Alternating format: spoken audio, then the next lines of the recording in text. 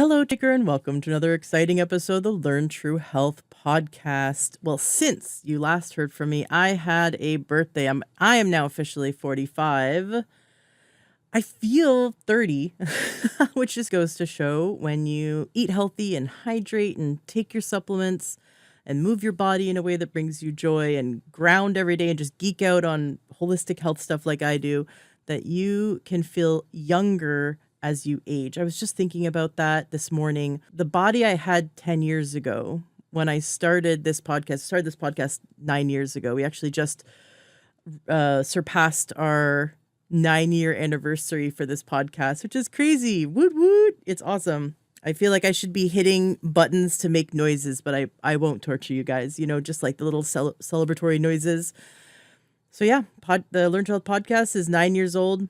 Pretty awesome. The body I had 10 years ago it's so different. I'm thinking I have a whole new skeletal system. We have a whole new set of bones. I think it takes 7 years to replace all those cells. It just takes a few days to replace all our skin, right? It takes a few months to replace a lot of our major systems of our body because our cells turn over. Think of our red blood cells. Every 90 days, we have a whole new set of red blood cells. And the body is constantly regenerating. And it's just this amazing concept if you think about you are not the same as you were 7 years ago. Most of your body isn't even the same as it was a year ago. And for those people who have been sick for a long time, and I was sick for many years, I don't consider myself done in terms of like health or healing. I'm still on my own healing journey. But I overcame major health issues and I turned around and went, I have to do this podcast. I have to share with the world because so many people are sick and suffering and don't know how to heal themselves, how to learn true health, how to learn how to gain true health. Thinking back to myself 10 years ago, I was already well into my healing journey. I already achieved so many health goals 10 years ago. But looking back, I have a whole new level of energy that I didn't even know was possible 10 years ago. And then looking back 20 years ago, back when I was in the thick of just the beginning of really struggling with my health and trying to climb up a well. I'd slip back down, I'd find another footing, slip back down. And I hadn't found the answers yet, but I was still struggling and looking and learning. And I never would have believed that I would be able to feel as good as I feel now. And this is what I want for you, because I know that there's people listening who have been health nuts for years. You're doing everything right and you just want to take your health to the next level. And then there's people who are in the same position that I was in, where you wake up achy or tired, or you have digestive issues, you have hormone issues, and maybe you have skin issues. Maybe it's an external thing, like people can see that you don't, there's something off, right? And you really want to resolve that. Or maybe it's internal and people can't see that you're suffering.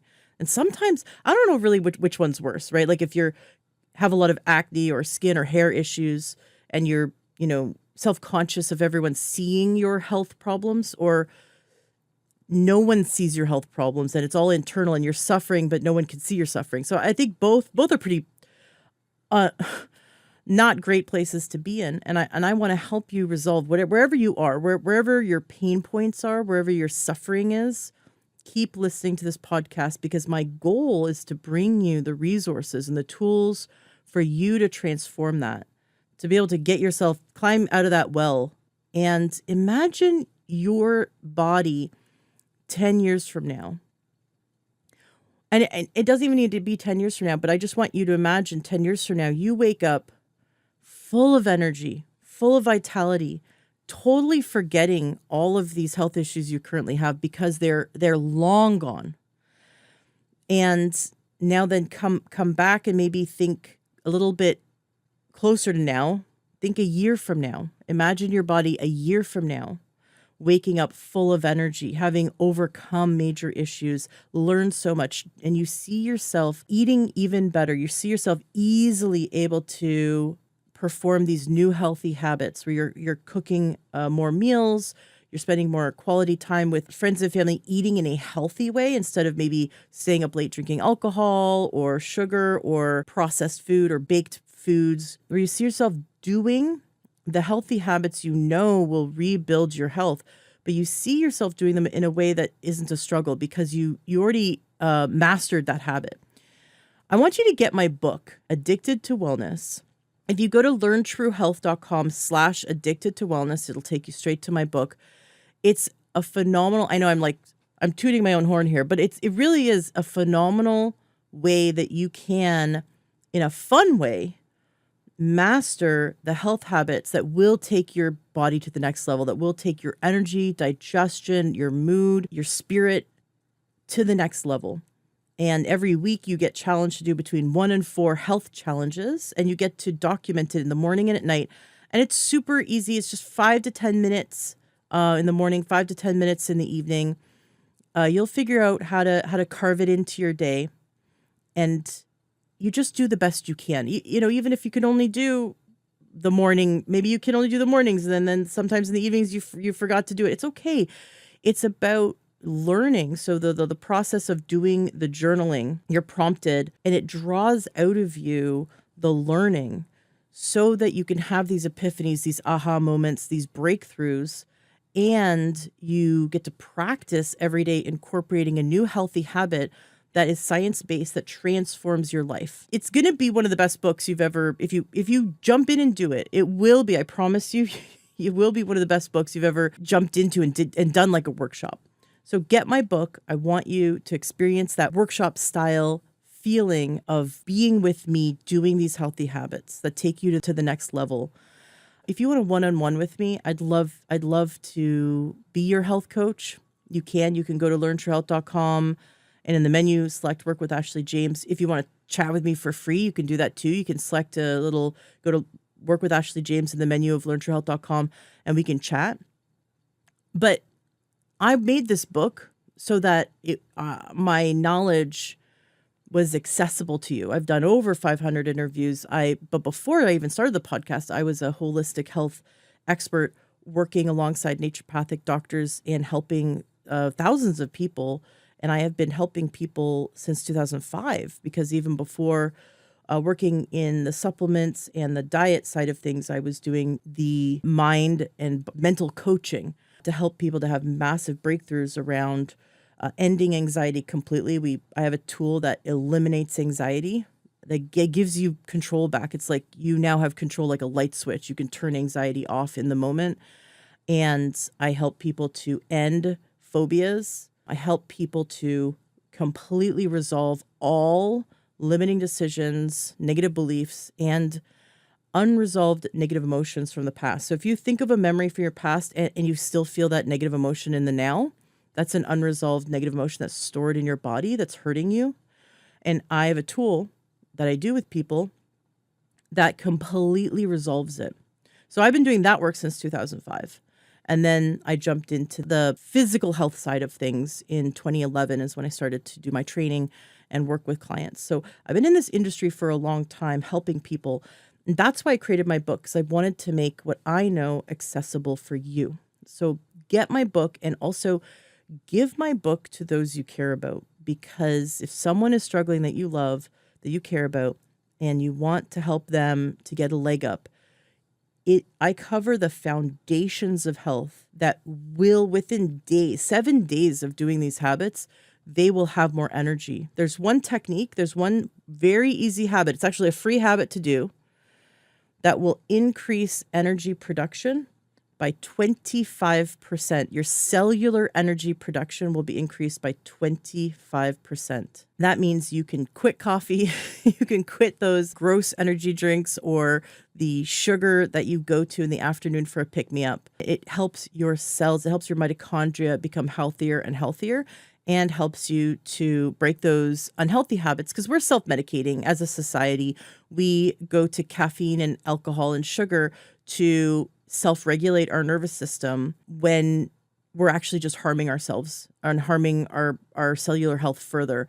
And we have to remember that 1 in 3 people right now will have a cancer diagnosis in their lifetime. A very similar number for diabetes and heart disease and obesity. These are lifestyle, and these are nutrition related issues. Through my book and through the information I cover on my podcast, I help you to reverse and prevent disease. And that's very important. We want to reverse and prevent it.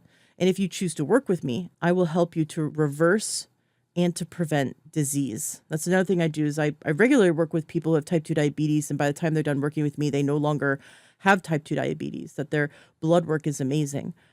So my goal is to help people get so healthy that their doctor takes them off all their meds because they quote unquote no longer need the meds.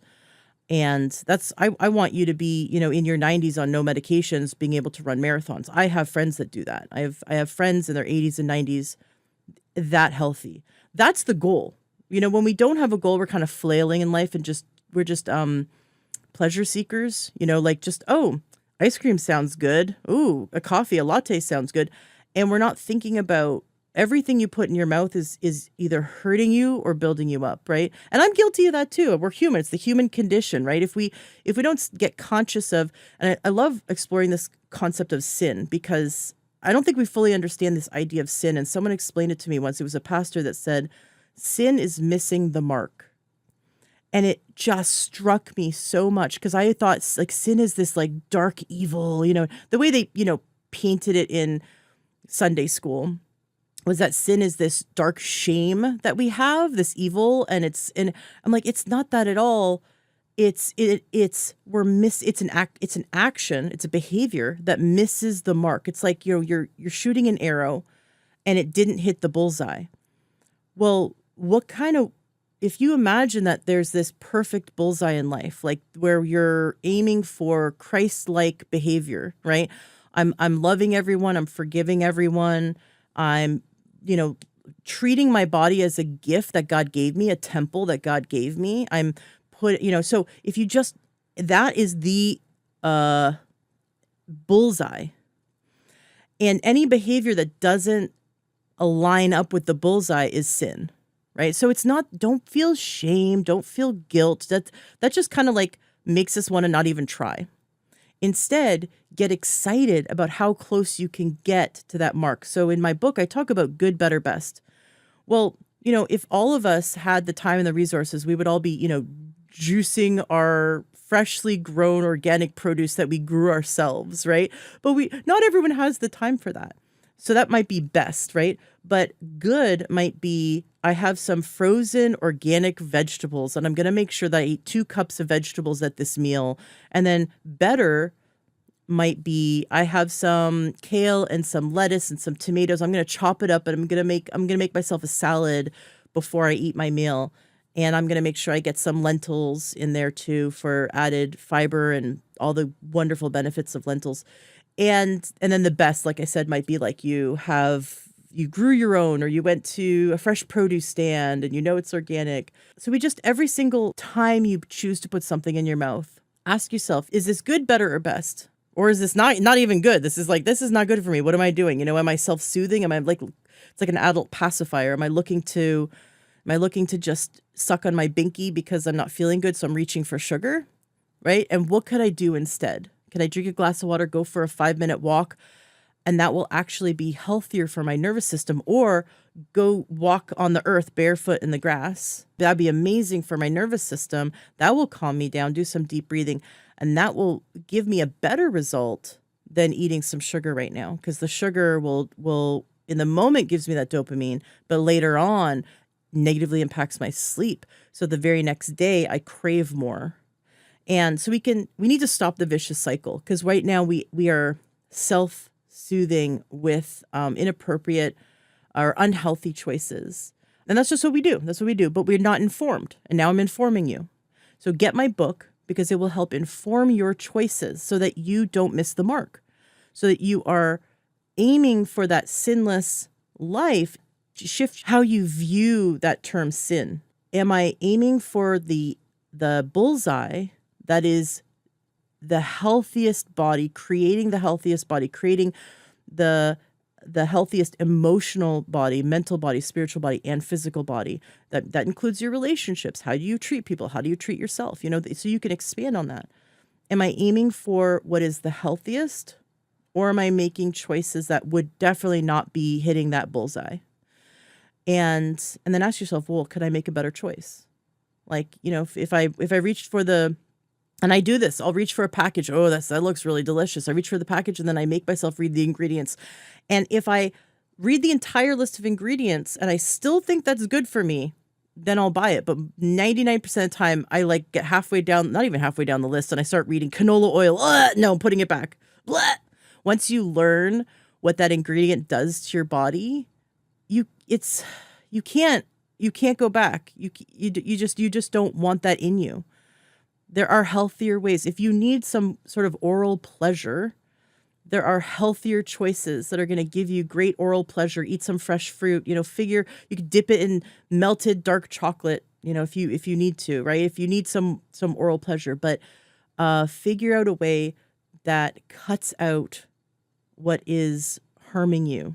And if you associate it with, I'm either aiming for the bullseye or I'm hurting my body, then that might give you better perspective. And then ask yourself, good, better, or best? What with my energy and resources that I have right now, what kind of decision can I make that's even better? And if you're holding like 2 cans, you have 2 different cans, you could get some Chef Boyardee or some kind of like really chemical laden thing, or you have like a can of refried beans. You're like, I could put refried beans on rice cakes, or I could, just 2 totally different. They're both canned foods. They both maybe cost about the same. Maybe refried beans cost a little less, but one's going to be a healthier choice. And that's just the thing is compare what you're choosing to a healthier choice. Should I stay up late tonight or should I go to bed early and listen to an audiobook? Well, if you go to bed early, you're going to wake up with more energy tomorrow. But most of us stay up late because we want that dopamine seeking late at night. And that's why if you go, I promise to give myself dopamine seeking first thing in the morning, get up. Then in the morning, you could go for a walk while listening to a podcast instead of last night staying up late watching Netflix or something, right? So it's about making these little tweaks. But my book helps guide you in that direction so that it's fun. All right. Well, thank you so much for listening to my little rant here. I felt it was on my heart to share this with you because the reason why you listen to Holistic Health Podcasts is to take your health to the next level. And I have this tool for you and I want to make sure you know about it. My guest today is so amazing. You're going to love today's interview. This is definitely one of those episodes where you share with your friends. I definitely have a few friends I'm sharing this episode with because my jaw was on the floor several times. I learned so much from today's guest. And he talks about supplements a few times. And I want you to know that my favorite place to get supplements is takeyoursupplements.com. It is a completely different experience buying from them than just going on Amazon or going to wherever you buy supplements. First of all, you're getting it straight from the company. And Amazon, there's a lot of, it's scary, but there's a lot of rip-off counterfeit supplements. It's pretty scary. I know some people who've done third-party testing on the supplements on Amazon, and it's buyer beware. So with takeyoursupplements.com, not only are you getting it straight from the company, and they have wonderful quality. I've been working with their brands since 2011, and I've been very impressed with their quality. You get 90 essential nutrients, all of the essential nutrients your body needs, 60 of which are minerals. And you get a personalized holistic health coach that works with you. Now, they're $90 an hour, but they're giving their time to you for free to help you set up exactly what supplements you need. And what they do is they have a system that allows them to understand what nutrient deficiencies you have based on your symptoms. And this is designed by one of my mentors, Dr. Joel Wallach, who's an amazing genius at this. And he's the reason why I'm still alive today. My husband's still alive today. He helped us overcome major diseases. And he was the reason why I was able to conceive our son naturally. I was told I'd never have kids. So his entire program is what informs takeyoursupplements.com. So you'll be able to work one-on-one with a very well-trained coach who has been trained by these naturopathic doctors. And they'll help you by understanding your symptoms. They'll help you get exactly the type of supplements you need, very high quality. And due to the fact that it's high quality, we would think it would be extremely expensive, but it is not the most expensive supplements out there. It's actually, we can work within any budget. Go to takeyoursupplements.com, check it out. especially after listening to this episode, you're going to hear about some supplements you're going to want to get on. And I would definitely recommend just giving them a try. And I say give them 90 days, like give them 3 months on their program, because your body regenerates new cells, right? I talked about this, that like you have new red blood cells within 90 days. A lot of your soft tissue replaces itself in that time. And so give your body enough months on their program so that you can have these cells, new healthy cells with the full amount of nutrients they require to function optimally. And in the first month of being on their program, the clients that I've worked with, they say they get more energy, better sleep, better mental clarity. That's a given. And then better digestion. A lot of times digestive issues are able to be completely corrected. And then blood sugar issues corrected, and erectile dysfunction corrected. These are some major issues within the 3-month mark that are corrected. So that's very exciting. So go to takeyoursupplements.com for that. Thank you so much for being a listener. Thank you so much for sharing my podcast with those you care about. You're going to love today's interview. Enjoy. Welcome to the Learn True Health podcast. I'm your host, Ashley James. This is episode 541. I am so excited for today's guest. We have Dr. Tyler Panzner here, and we're going to make sure that the links to everything that he does is in the show notes of today's podcast at learntruehealth.com and wherever you listen. Your website is Dr. and then Tyler Panzner. I will spell that Panzer. So Zner. So I get tripped up because I'm from Canada and it's a Z, not a Z. So I live in the States now. So I've learned it's Z. Don't worry, you're not the first one to mess that up. I remember the family reunions we would have and stuff. They'd forget the second N. So no big deal. But there's that. I like to call it. There's the N sandwich with the Z is the meat. So you have NZN. Panzner. And of course, the links to Dr. Tyler's website will be in the show notes. I gotta say, I absolutely love your videos. If you haven't seen Dr. Tyler on Instagram, videos on Instagram or YouTube Shorts or Facebook Reels Shorts, whatever it's called, you've got amazing content, just like real mind blowing. And I love how you do it in bite-sized chunks that's meaningful. I think a lot of content creators try to create, and I wouldn't, again, I don't like label you as a content creator because you're way more than that. But content creators try to like, oh, what can I do in 15 seconds to like hook people, or what can I do in 30 seconds? And I think from what I've observed, you're like, what kind of life-changing, mind-exploding content can I, educate someone in 30 seconds?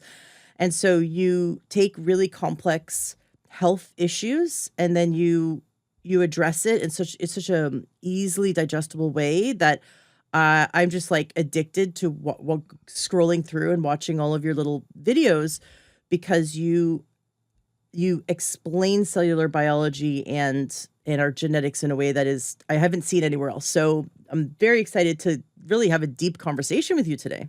Yeah, well, thank you so much. And I like to think of myself as more than a content creator, right? So I do appreciate that. And yeah, for better or worse, I never just have a little bit to say. So I've tried to, make it even more simple, but I really like people knowing the why. I'm a scientist by training. I love the why, and I feel like my content is really for people that really want to understand the why. A lot of people talk about the what, and it's just pieces of information, but I want to connect that information and give you knowledge, and then help you turn that into wisdom, not just here's a food that can help you if there's this going on. Well, what are the risks of the food? And I'm sure you're aware nowadays it's so much counterintuitive advice. Eat carnivore, don't eat red meat, go keto, don't go keto, take this supplement, don't take that supplement. How do you know what to listen to? And these people aren't right or wrong. Well, they are right or wrong depending on the person. Some people do a lot better with higher meat diet. Some people with anxiety do great on that supplement, but other people with anxiety, they do bad on that supplement. So I'm really here to add the level of nuance and help guide people which types of health information should you, based on your specific cellular makeup, be listening to? And just as importantly, something that a lot of people don't focus on, what should you be avoiding? Because I see people every day in my practice that are sicker from the wrong foods, the wrong supplements, and these are healthy supplements. We're not talking about like cheap supplements. Healthy supplements can make someone better or someone worse, even if they have the same condition. And that has a lot to do with that diversity, that we're not all identical, right? We're Yep. we're like little snowflakes. Yep. Our genetics. It's so cool. It's so cool when you dive into genetics. How if one gene is expressing or another gene is dormant, and then there's epigenetics, because we can have genes turn on and off given either exposure to toxins or deficiency in nutrients, or increasing nutrients. And so there's so much going on. I had one person describe the cell. He was like a cellular biologist. He said that one human cell, there's more going on in a cell than all of Manhattan. That Oh my like God, all that's the great. bustling, it's just because we think of like, oh, there's got to be more going on in Manhattan than in a single human cell, but it's actually no, there's more going on in a single human cell. It's so crazy, and it's so beautiful and brilliant. And the more I study the human body, the more I see God. And that's just, this is just a personal thing. And I know everyone is somewhere else. Everyone is, on their own journey, whether they see God or not. But how could something so brilliant and so in balance and so harmonious and so complex come from nothing and chaos? So the more I look at the body, the more I'm in awe, and I love learning from you. You have a lot of content about anxiety, and you've had your story kind of mimics mine, in that I grew up with anxiety but didn't even know I had anxiety, and I until I one day was able to turn it off. And I was like, oh my gosh. So that was my entire childhood, and then I started to learn what to do and what not to do to either increase it or decrease it. But you take it to this amazing level where you show us that certain supplements, certain foods, certain lifestyle things can, and even genetics can make it so that we don't, that we either have too much adrenaline, or there's certain supplements that make it so that the adrenaline doesn't get cleared, right? Yep. So that's really fascinating. So I definitely want to dive into that at some point. But I'd love to start off by talking about your story and also your professional background. But I want to know what happened in your life that made you go, oh, this is the direction I want to go in. Did you have like a single aha moment where you're like 7, you woke up one day and you said, that's it, I'm studying this? Like, or was it just some over time? Like, did something happen that made you want to go down this road? Yeah. So yeah, happy to share. Pretty unique story trajectory here. I've always loved animals. I loved biology. I've always been a biology kid. Steve Irwin, crocodile hunter, was my idol. I love that stuff. I wanted to be a herpetologist, so like a veterinarian, but specifically for reptiles. Was interested in more of the macrobiology, so like on the animal level, or wildlife biologist. But I remember AP biology class, I think 10th grade, we learned about cells, and it's so funny that you mentioned this. I thought there is a city. Once we learned about all the organelles and stuff and saw videos of cells, single cells, I thought of the city analogy too. Like, there is a city inside of each and every one of our cells that are all working in tandem to communicate across trillions of different cells. How do these cells know where to go, when to do these things, when to stop these things, how to make us healthy when we're sick, how to heal a bone when we break a bone? And it just fascinated me. So that's when I really got interested in the more cellular side of things. Always wanted to go to college, and I didn't want to do pre-med, so I went to the University of South Florida in Tampa, Florida, and for the majors, a lot of typical there is to go pre-med to prepare you for medical school, but I never wanted to be well, back then, even a doctor. I didn't want to be a physician. I didn't want people that are sick yelling at me to do my job, what to do, this or that. I didn't want to work with people. I wanted to work with cells. Ironically enough, here we are now, full circle. I work with people, but we'll get to that. And I remember another pivotal moment. I think it was sophomore, junior year, first lesson of organic chemistry. The professor drew a molecule on the board and said, this is caffeine. Caffeine binds receptors on your cells and it wakes you up. It makes you feel better. Or depending on the person, you may feel anxious. I look down at my coffee on my desk and I'm like, oh my God, there's a cause and an effect. It's not, magical unicorn magic, why you drink this liquid, and I feel more energized. Always been big into fitness. I would take the pre-workout powders and stuff. I started researching that and so this pre-workout powder makes me feel more like euphoric than caffeine. It doesn't just have caffeine. It has L-tyrosine, which is the building block to dopamine. Go figure. So when I have the caffeine, it makes me release dopamine. And with the tyrosine, it's a double whammy. I feel even better. So that was another big aha moment for me down what was the pharmacology route of things. In my cell, then there was a third pivotal moment in my cell metabolism course. I was at office hours with my professor. This was, I think, late junior, early senior year, like what do I want to do afterwards? And asked, based on the questions I was asking, have you looked into pharmacology? I was looking into pharmacy. Again, I didn't want people yelling at me, give me my drugs, this or that. Research what pharmacology was in the trenches, in the lab, researching new things and finding out new things that no one else has ever done before. And I didn't realize what I'd been fascinated with, making my own I was selling pre-workout powders I made in my dorm room to people at the gym. Everyone loved it. Like, I was doing all that. And that was the study of pharmacology. It all clicked for me. Pharmacology is what I love. I love critically thinking. Everyone could be doing something one way. I'll look at that and say, cool, I'm going to find my own way. That's how I've always been.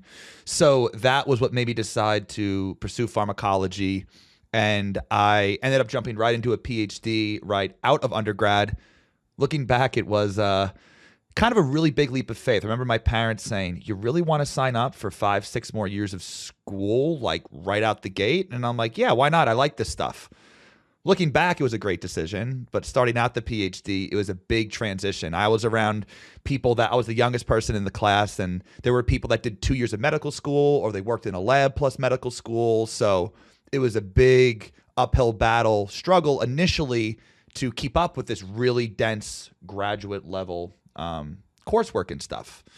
So I did the PhD in pharmacology. I studied anxiety, depression, stem cell research, did my thesis on breast cancer metastasis. And from there, I figured out what I want to do for the rest of my life. I did my 23andMe. I thought the report was not very insightful at all. I started researching the raw data myself. I completely changed my lifelong anxiety pretty much overnight by figuring out which genes I had mutated and how to support them. That was the genesis of what I do now, functional genomics. Finished up my PhD, ended up doing I worked for a year and a half at an oncology company doing genetic testing for cancer cells. And I'm analyzing this work. I'm like, why don't we sequence our healthy cells to figure out how we can make them not become cancerous in the first place, right? Ooh. We're doing it backwards here. We should be, instead of getting the genetics for your cancer to figure out what chemo drug you need, why did your cell become cancerous in the first place? So I think it's been, I forgot what year that was. That was July of 2022, I believe, started doing my business on the side, one-on-one genetic work with people. And I did it with friends and family in the past. And to be honest, Ashley, I didn't really know, I had friends and family. I did it for free and they're biased, right? My mom will always say, you made me feel better, son. Right. So I was kind of nervous initially doing this, my way of doing it with people. And over time, I realized this is life-changing for so many people. Some people, it completely changes their life within the first week. Other people, they feel noticeably better within a few months, right? I'm not going to sit here and act like what I do is the magic bullet cure-all to everything, right? But at the same point, when we figure out with data exactly what your cells are hardwired to need more of and what they're sensitive to, and build protocols around the individual. I don't look at someone and say, you have PCOS, here's my PCOS protocol.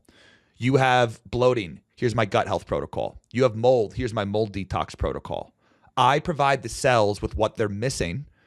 And from my experience, what I've seen with hundreds of people I worked with, getting the cells happier allows the cells to do what they should be doing. So I essentially I provide what's missing and remove what's in excess and let the cells do their thing. Love it. Love it. How long have you been working with clients or patients? I'm not sure what to call them. So I'm not a medical doctor. So they are clients, not patients. I'm not the substitute for a medical doctor. I collaborate with them often. But it would be, I think, around 2.5-ish years, January 14th, 2025. I'm not sure when this will air or not. That'll mark 2 years since I actually left my corporate job and went in to do this full time. I actually got laid off on my 30th birthday. No. And I had to, I already was planning on doing something else, but that was kind of the push from the universe, I believe. Like, okay, you're ready to jump into this. So we're coming up on 2 years doing this full time. Nice. I love it. Well, I'm, again, blown away by what you record and put out there. And as I watch your videos, I start thinking about, and actually I've sent your videos to friends. And I think about, this friend needs this, or this client needs that, or this family member. Like, I imagine you get a lot of referral business just because as you share, it just makes so much sense. Exactly. And, I haven't done any paid trafficking at all because, when these things really do get results, that's why the word of mouth works so well for people. And again, I'm never the first doctor people see, right? I'm usually the end of the line. A lot of people have doubt. They lost hope. They've tried all of X doctor's protocol, this doctor's protocol, that. But again, it's a fixed protocol, and you're acting like everyone. I'll just give the example of anxiety. Everyone with anxiety has the same underlying cellular root causes. There are infinite flavors of anxiety. And I definitely want to talk about, from the cell pathway sides of things, but there's different flavors of any label. I call that a top-down approach. That's how conventional medicine and holistic medicine is practiced nowadays. It's looking at the label or the diagnosis downwards. Let's treat the diagnosis. I prefer a bottom-up approach. Let's look at the cellular pathways. Every single disease, Ashley, every single symptom comes down to dysregulated cell signaling. Now, what can cause that? Oh, that's a huge list of things, right? It's not like I snap my fingers, I fix everything, all the cell signaling, right? But at the end of the day, when you boil it down, these cell pathways are dysregulated. That's what is causing your cells to not feel good. Your cells don't feel good. They're screaming out for help. You get what I call are the check engine lights. The bloating, the brain fog, the fatigue, the allergies, the minor aches and pains. And what happens when you don't address a check engine light? Eventually the car breaks down. So a lot of these symptoms, most people, they're not sick enough for the hospital, but they're not feeling great. Those are the beginnings of disease if left unaddressed over time. So that's why I say utilize genetics, get clear-cut instant information where the biggest roadblocks are in your cell pathways and address it now. And I believe happier, healthier cells today make you feel better today. And I hope to prove throughout my career that doing that now lowers the chance of chronic disease later in life, because why wouldn't it? It just makes perfect sense. Right. I'm a big fan of supplements, but at the same time, I'm a big like buyer beware, and this is everyone is an individual. The big what? The what we beware? Oh, buyer beware. Buyer Gotcha. beware. Yeah. Like really, Yep. really, this is. I'm a fan and also a critic, I should say. I'm the biggest open-minded skeptic. I'm like, yeah. Well, I love that you say that because I'm very pro supplement, but now that you say it, I'm buyer beware as well, because so many people, they're just following an advertisement. You have anxiety, take this. There's no care for the individual. The people making these supplements, the doctors recommending them, the coaches recommending them, they do not know how they work because they were not trained in pharmacology. So my background lets me come over to the holistic space now when I started my company. Ashley, the horror stories, people coming to me from naturopaths, from functional medicine doctors, from DOs that are so much worse because of the supplements they're on.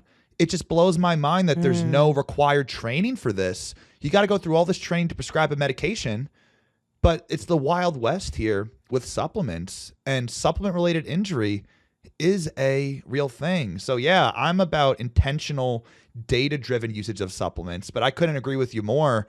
Like, I'm a skeptic as well. This is why I haven't started a supplement company yet, right? Because I don't want to just promote a supplement and say, everyone try it. Right. Yeah, my husband for years has wanted me to create a line of supplements, and I'm like, I can't, I just can't do it. The closest thing I think I would come to is maybe like a greens drink, but I can't because of what you said. Like the issue being that one man's what cures another man's poison, and you talk about this in like the curcumin and the turmeric videos that you've done, but I got a story to share with you.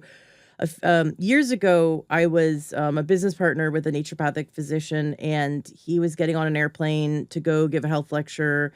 And he woke up kind of feeling under the weather, but like not anything to write home about. But he's like, oh, I'm going to blow this out of my system. I'm going to take handfuls of my favorite immune supporting supplements.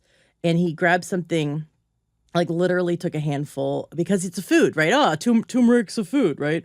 So he took a handful of something that had quercetin, resveratrol, and turmeric in it. Oh boy. Literally a handful of these pills, right? Just swallows them, heads off to the airport.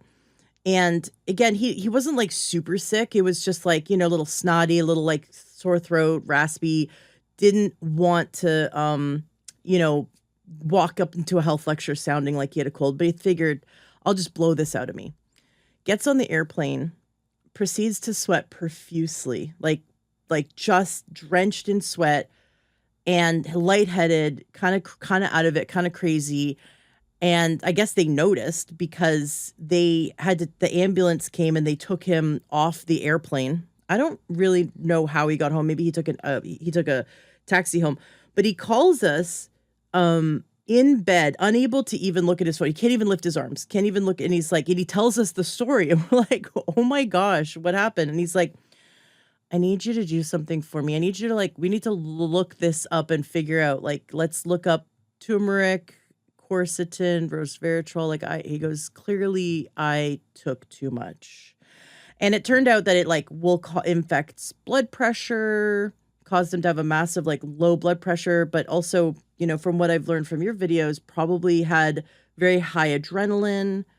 So there was, he learned his lesson that day, but in doing so, I also learned. A lot of people aren't as educated, and thank you. This is exactly why I do what I do. There are millions of people every day that are suffering from more minor versions of this, right? At least he was so sick. He knew, wow, something's very wrong. But imagine if you dialed that back, 80%. So you're just not feeling right. You're not feeling well. And that's what millions of people experience every day because they combine all of these natural nutrients. But how natural are they when they're highly, highly concentrated? They're chemically modified. We're getting these natural things in dosages that are so much higher than nature intended. And we're also ingesting supplements from all over the world. Ancestrally, if you could get the turmeric root, that wasn't around the world. So also, we're combining the most powerful natural things from all over the world in concentrated forms in tandem together. It's crazy that there's not more oversight or people aren't talking about this more. But at the end of the day, the supplement industry isn't that different from the pharmaceutical industry. These are businesses at the end of the day, and that's just the sad reality. And as a holistic practitioner, we need to be aware of this. I'd say there's less deaths there's more deaths due to pharmaceutical Oh, I would agree with that absolutely. Yeah. or and even over the I meant counter yeah, I meant that as in it's not the holistic space is not as innocent. radically different Right. exactly as Yeah. a lot of people in the holistic space tend to make it sound. Right, right. So, just to give people the full, give the listener the full picture because they don't know necessarily what I learned from you in the Yeah. video. Explain why, if some people they take turmeric and it's like the best thing that's ever happened to them, and other people take turmeric and they're having panic attacks. Like, can Yep. you explain why Yeah. quercetin and turmeric for some people, based on their genetics, is not a great thing? Yeah, absolutely. So we need to talk about mechanisms. Mechanisms of action is a basic pharmacology principle that basically means what are the things this thing does to my cells in my body. So curcumin, very great for inflammation. You'll see it marketed for that, which it does do that. And here's the thing too, these supplements don't do good things or bad things. They only do things, and they're good or bad based on the person they're in. So curcumin, it's a polyphenol. It does help with inflammation. It also slows down the breakdown of adrenaline. So I have genetic mutations in my COMT and MAO genes.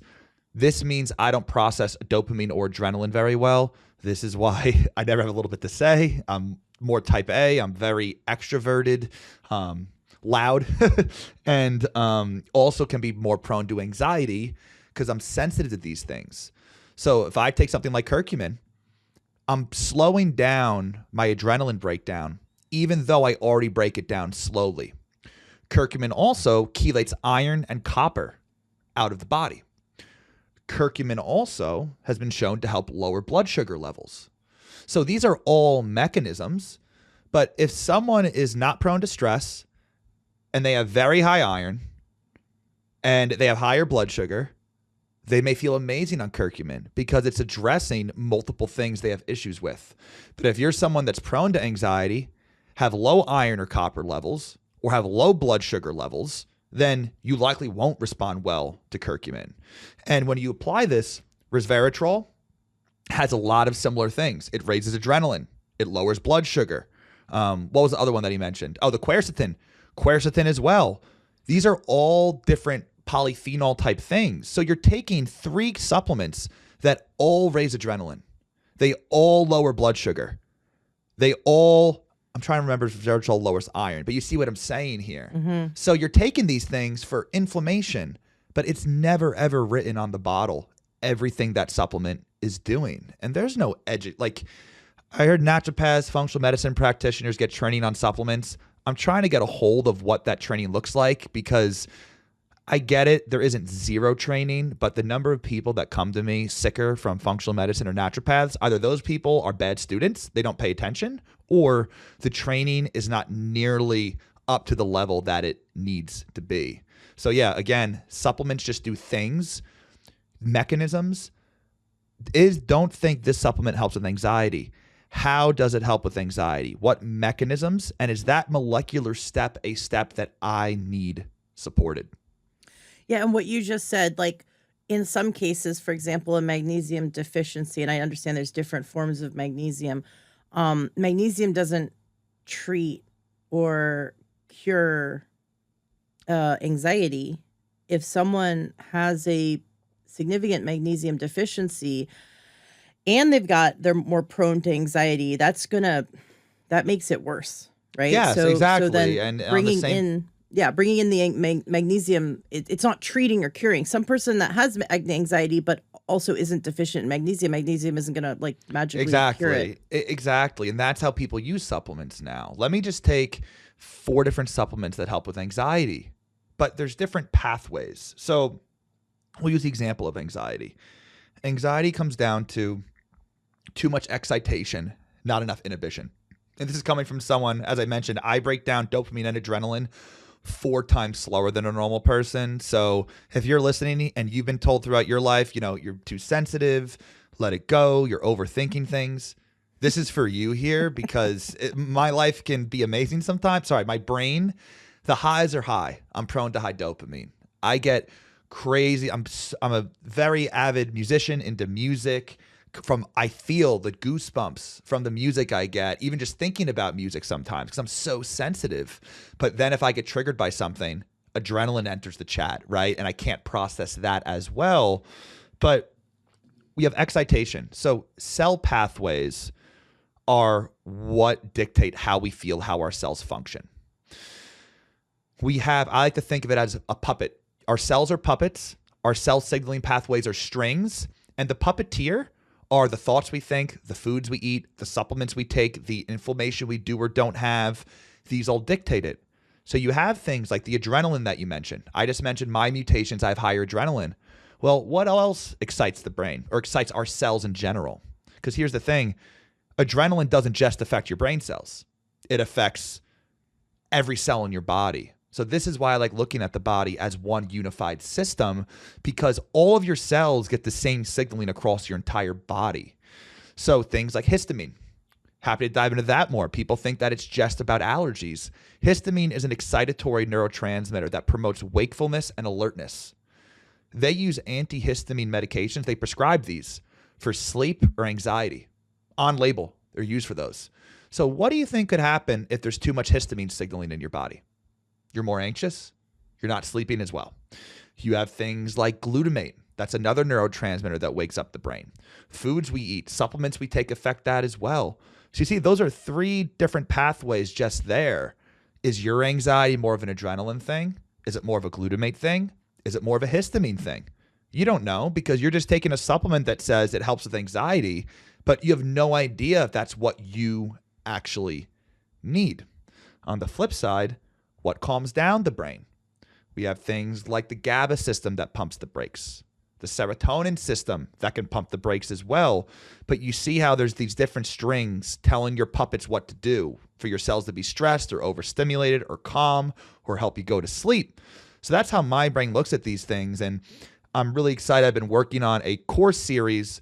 'Cause here's the thing. I was trying to think about how do I educate people if I want to make a course that anyone could watch about headaches, help a lot of people with headaches.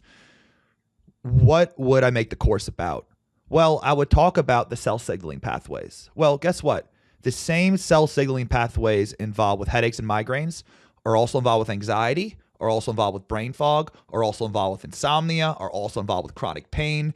So my point here is that these same cell pathways cause various different diseases and ailments. It just depends on which of the pathway. Am I losing you here? I'm trying to figure out how to condense this down. No, I love it. Keep going. going. Yeah. So these pathways, the puppets of your cells, you have around 30 trillion puppets in your body, 30 trillion cells in your body. When you get anxious and you pull that adrenaline string, there's more adrenaline signaling in your body. Your heart rate goes up. You're thinking anxious thoughts. Your body constricts blood vessels. You open up your airways. So this adrenaline is affecting every one of the cells in your body. High histamine. Some people have brain fog. Some people have allergies. Some people have low blood pressure, like POTS. Some people have arthritis.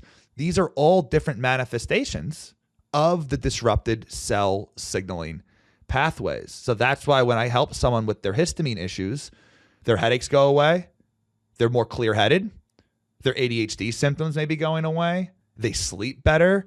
Their joint pain feels better because we're not looking at just the joint pain. We're looking at the entire signaling system that's overactive. I like when we start to dissect our thinking around disease. This disease model we've been raised in. We have to start questioning our own belief system. Yep.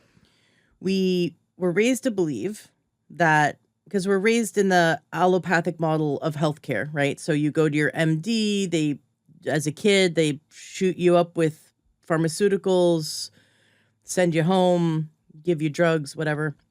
And you get lab work and you're either normal or abnormal, right? And that's their parameters. If you're feeling sick, but you're not sick enough to get on a drug, then they have nothing for you. But they look for these parameters. Once your symptomology and lab work fall into certain parameters, then they can give you a label and they can say you have this disease. But this is a human construct. It's not, it's a mindset, and it is not real, right? So, I had this one doctor once said, give me a barrel full of arthritis. Like, show me ADHD. Like, give me a barrel full of ADHD. It's not like oranges or apples or bananas, right? It's a construct where we decide on certain parameters. And interestingly enough, in Hawaii, there was no mental illness before settlers came. I thought, because they kept somewhat of a history, and there was no history of mental illness. So this concept of like deciding, I don't know if we the settlers caused the mental illness, or just that it wasn't, if you don't have a name for it, if you don't have, you're just like, oh, my cousin's a little weird, but we love him, and there's no box you put someone in. That's a lot of indigenous areas like that too. And as much as I'm a genetic specialist here, our genetics have not changed much over the past 100,000 years. So the real cause of the increase in chronic illnesses, it's not due to the genetics. It's due to the toxic world. But people think you can't control your genetics. Well, you can't control what you got. You can figure out what the weak points are. And let me ask you this question. So let's just take whether it's mold. Let's use heavy metals, for example. Do you think, no right or wrong answer, do you think the people that get the sickest from heavy metals, they have the worst heavy metal issues, do you think they actually consume that much orders of magnitude higher levels of these metals? Or do you think their cells have genetic mutations that hardwire their cells to absorb extra metals or not clear it as well? I wouldn't say I wouldn't presume to know why, but being someone who was poisoned by heavy metals in my past, I didn't. So I would say yes. I believe that people who are the sickest from heavy metals, they didn't necessarily take in more heavy metals than other people. I think that there's something going on with their possibly, like, if we look at genetics or epigenetics, how their detox pathways, what's their toxic load to begin with, what's their liver dealing with, what's their nutrient deficiencies looking like, because if the liver doesn't have the raw building blocks to process, right? So I think it's more than just but I think that's a really interesting point. Like, is someone's genetics so that cells will take in more heavy metals than other people's cells? Because, like, I've seen this. Well, with other families. but we know that. Like, we know that to be the case. And yeah, like, so cool. I've worked with a lot of families, and there's a family of 5 living in a moldy house. 2 of them are beyond sick. The other 3 have basically no issues. So please explain to me. Well, not you literally, just, rhetorically here, all you people out there, like, please explain to me then, it's not just the dosage of the exposure. And of course, if there were no heavy metals in existence, no one would get heavy metal issues. Yes, there are absolutely, people take some things that out of context, so absolute. Of course, there are people that consume a crap ton of heavy metals. They eat a crap ton of tuna their whole life, a lot of soup, you know what I mean? Of course, that's a factor, but we don't have the data to answer that question fully. But I mean, I'm biased here, of course, but I think it's at least 51% genetic. So genetic versus exposure level. And even when people talk about nutrient deficiencies, every nutrient, vitamin, gets absorbed through a certain protein made by a gene, metabolized by a certain protein or gene, transported by a certain protein or gene. So all of these things that people, I'm not saying you here, we're on the same page, but people think it's genetics or environment or nutrient deficiencies. Right. Nutrient deficiencies, on one end, of course, you're not consuming enough on paper, meaning, throwing out a number here, if the magnesium daily requirement is 1,000 milligrams, it's not even true, but just number, argument's sake here, 1,000 milligrams, and you only consume 200 milligrams per day. Yeah, that's a lifestyle nutrient deficiency. But if you consume 1,000 milligrams and you have genetic mutations in how you absorb magnesium, you don't need 1,000 milligrams. You need significantly more than that. So that's two ends of a nutrient deficiency, right? It's what you're actually putting into your body, into your pie hole, right? Versus what is actually being absorbed. And there's a big disconnect there between those two. Every one of us has a disconnect there. It just depends how dramatic is it. Everyone has millions of mutations. It depends where they stacked up. Do you have a higher number of more moderate roadblocks in your genome? Or do you have a handful of ones where there's so many mutations on that single gene? Because here's the thing, mutations synergize together. So people talk about the MTHFR gene. Well, if you only have one mutation, you live a pretty good life, probably not going to matter. If you have 2, 3, 4 mutations there, that's barely working. So they stack on top of each other as well. So it's not if we have the mutations, it's where they stacked up and how dramatic is the deficit. Right before you started talking about that, I was going to say my husband like never gets sick. And I'm the one that gets sick the most, which is crazy. And then my son moderately, but he never catches it. And then once in a blue moon, like once in a crazy 5 years, my husband will get sick and the two of us don't. And we're looking at him like, that's literally my dad. That's literally that describes my family dynamic with my dad. What has your husband done for work throughout the years? He was a carpenter. He installed acoustical ceilings and he was exposed to, we actually wonder, like, he must have amazing genetics for clearing clearing toxins, because he worked in buildings that were off-gassing. They were newly built buildings, no circulation yet, like just he was breathing in all the toxins for 20 years. Well, and never got sick. Well, no, guess what? My dad's been a general contractor his whole life, building houses. So you see the connections here, right? My brain works off patterns, so I love hearing this now.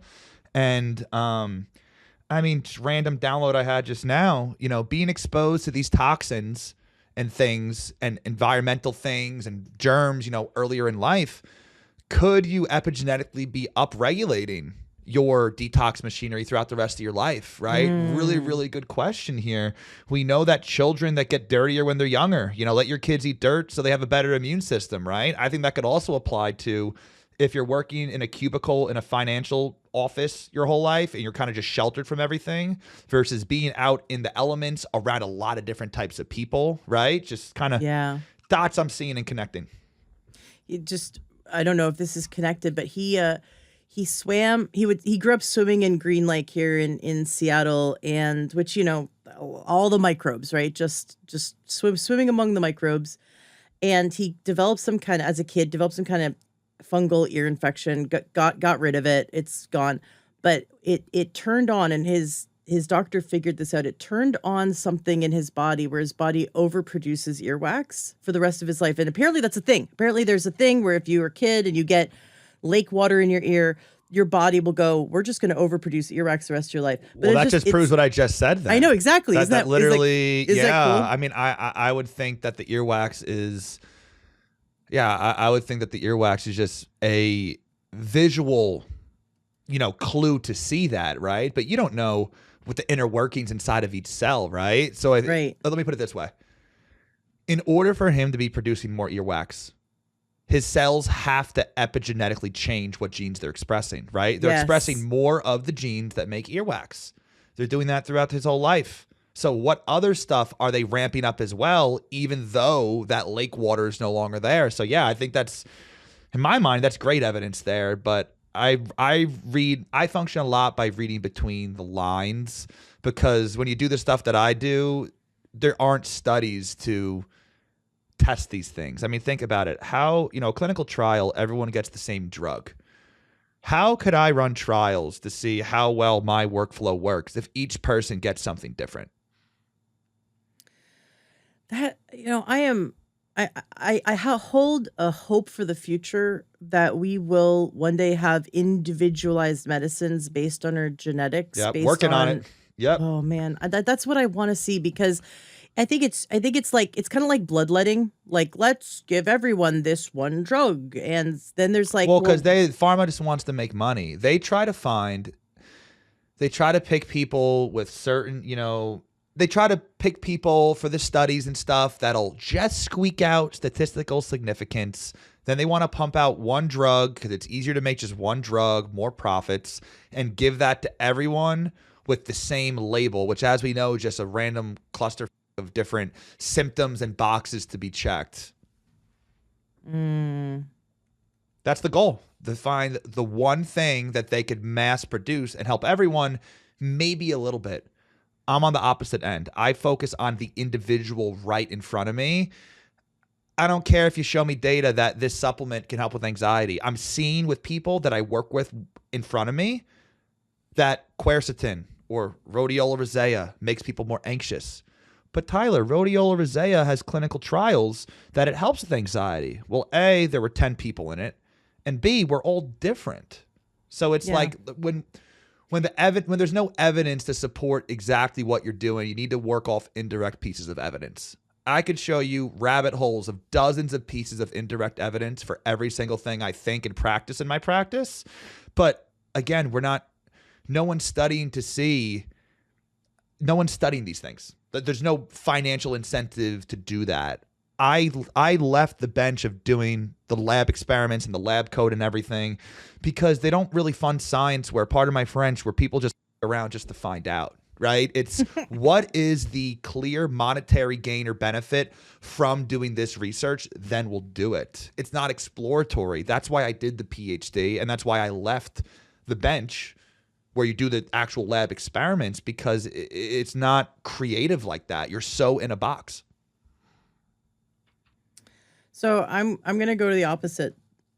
Is there, because we're so individualized and because you can't say, oh, this supplement's good for 100% of people, what in your experience is good for 100% of people? And we can go talk about food. Like, what's your favorite? What experience? You mean what? Like, you mean what food or supplement? Yeah, but just like, what is like? And I mean, I know that there could be thousands of things, but like, what's your favorite? Like, 100% of people benefit from like wild blueberries, or benefit from bananas, or benefit from vitamin C. Like, what's your 100% of people? I would reword that into some things I think are lowest risk across the board, right? Like, I would say I think that magnesium is a great supplement for people to try. And I say it's low risk, meaning, because, for example, magnesium's a mineral. Everyone could do great with it. Well, magnesium stearate, stearic acid, lubricates the pills of a lot of supplements and magnesium stearate. Technically, if that's in there, a small number of people respond negatively. So you see how any supplement, I could find a reason. Fish oil, I think that's generally safe for most people to experiment with. However, fish are high in something called amines. Amines look very similar to histamine. Oh my gosh. People are histamine sensitive. I've worked with people, their headaches, their bloating, their skin issues go away when we get them off of the fish oil onto a vegan algae-based omega-3. So you see how it's like. That being said, I would list those two as fairly safe supplements to experiment with. But for literally everything, Ashley, there's a potential risk for every single supplement. There is no universally safe ones, but there are ones that, the side effects, you have a little bit of a headache and then you get over it, right? That to me is very, very low risk. I think vitamin D is another one as well. I think vitamin D is one of the most wrongly demonized supplements. A lot of people cannot get optimal vitamin D levels based on their genetics. They need targeted supplementation. Now, that's not everybody, but I think everyone should experiment taking a few thousand IUs of vitamin D with a little bit of K2, maybe some magnesium and boron, and just see how they feel supporting that system for a few months. I mean, you could kind of experiment a bit. So those are some three that I think are fairly safe across the board, but I also listed some of the potential risks, and any supplement you mention, it does a thing, right? Back to the mechanisms. It does a thing. Well, in any human being, doing more of that thing by taking that supplement, maybe their body's already doing enough of that thing, and now you're overdoing that thing. So that can be applied to literally any nutrient. I have had several clients who, no matter what, can't get their B12 up Just like they have to go for injections. They can't, no matter what they do with their gut health, with vitamins, different brands of vitamins, different, it does what it they literally have to go get it injected into them in order to get their B12 up. And I'm so fascinated to know like what happened? What happened to us as a species that like some people just have dismally low B12 no matter what they do, and what's going on that cellular level or that genetic level, that receptor level? What's going on? Yeah, I mean, genetically, you have what's the journey of B12? You ingest it, it needs to get taken up in your gut, in your intestines. That's the FUT2 gene. That can be mutated. You don't absorb it in the gut as well. Now, that wasn't a swear word. You were saying the FUT2. Okay, FUT2 gene. Yeah. So those individuals have poor gut absorption of B12, and studies have shown people with that mutation have lower B12 levels. Well, once it's in the gut cell, how does it get throughout your body? Well, it takes a taxi. The TCN1 or TCN2 genes are what shuttle vitamin B12 throughout your body and deliver it into your cells. So those can be mutated as well. Well, that's not only linked to lower B12 levels, it's also linked to chronic fatigue, chronic frailty syndrome, because of course, why wouldn't it, when your cells are hardwired throughout your whole life to not get B12 into your cells? Because here's the thing, blood work is also misleading because it measures what's in the blood, not what's inside of your cells. So for example, lithium is a metal found in the earth. It's found in our bodies. Lithium promotes the transport of B12 into your cells.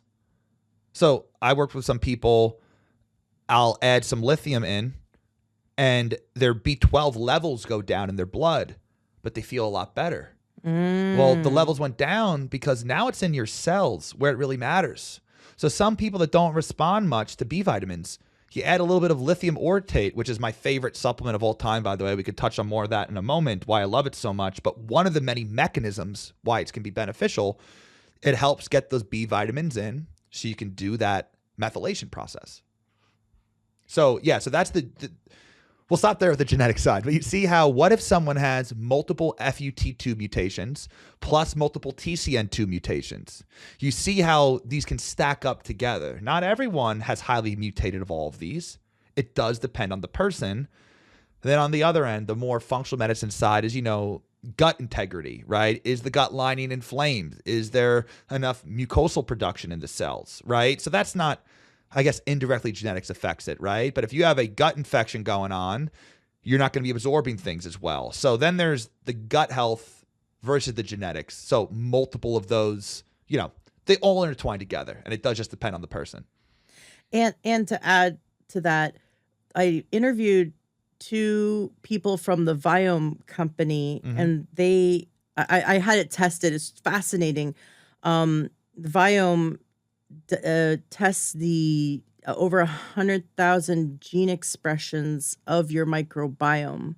So looking at, and our microbiome changes over time, right? So this isn't like our genetics where it's like locked in. But if you're like doing everything right and you're still feeling like crap, it's really interesting to look at even the microbiome gene expressions, because our microbiome is a pharmacy inside us. But it's a 6-pound pharmacy inside our gut that makes chemicals that we absorb and from our food. It helps break down our food. It helps us with our nutrients, and it's fascinating. And I think we're just scratching the surface with genetics, with individualized medicine, and with understanding the microbiome and using the microbiome when it comes to supporting the body. So, like, for example, there is this one particular strain, and I will remember the name of it, but it helps the body make GABA, and like it's supposed to be in our gut.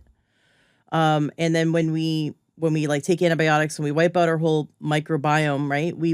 So you might have been great your whole life, and then all of a sudden, like, why am I so anxious, and why am I, It might be that you wiped out the microbiome that helps your body make enough of these neurochemicals, Yep, neurotransmitters. neurotransmitters. Yeah, to pump the brakes. Absolutely. Yeah, so it's just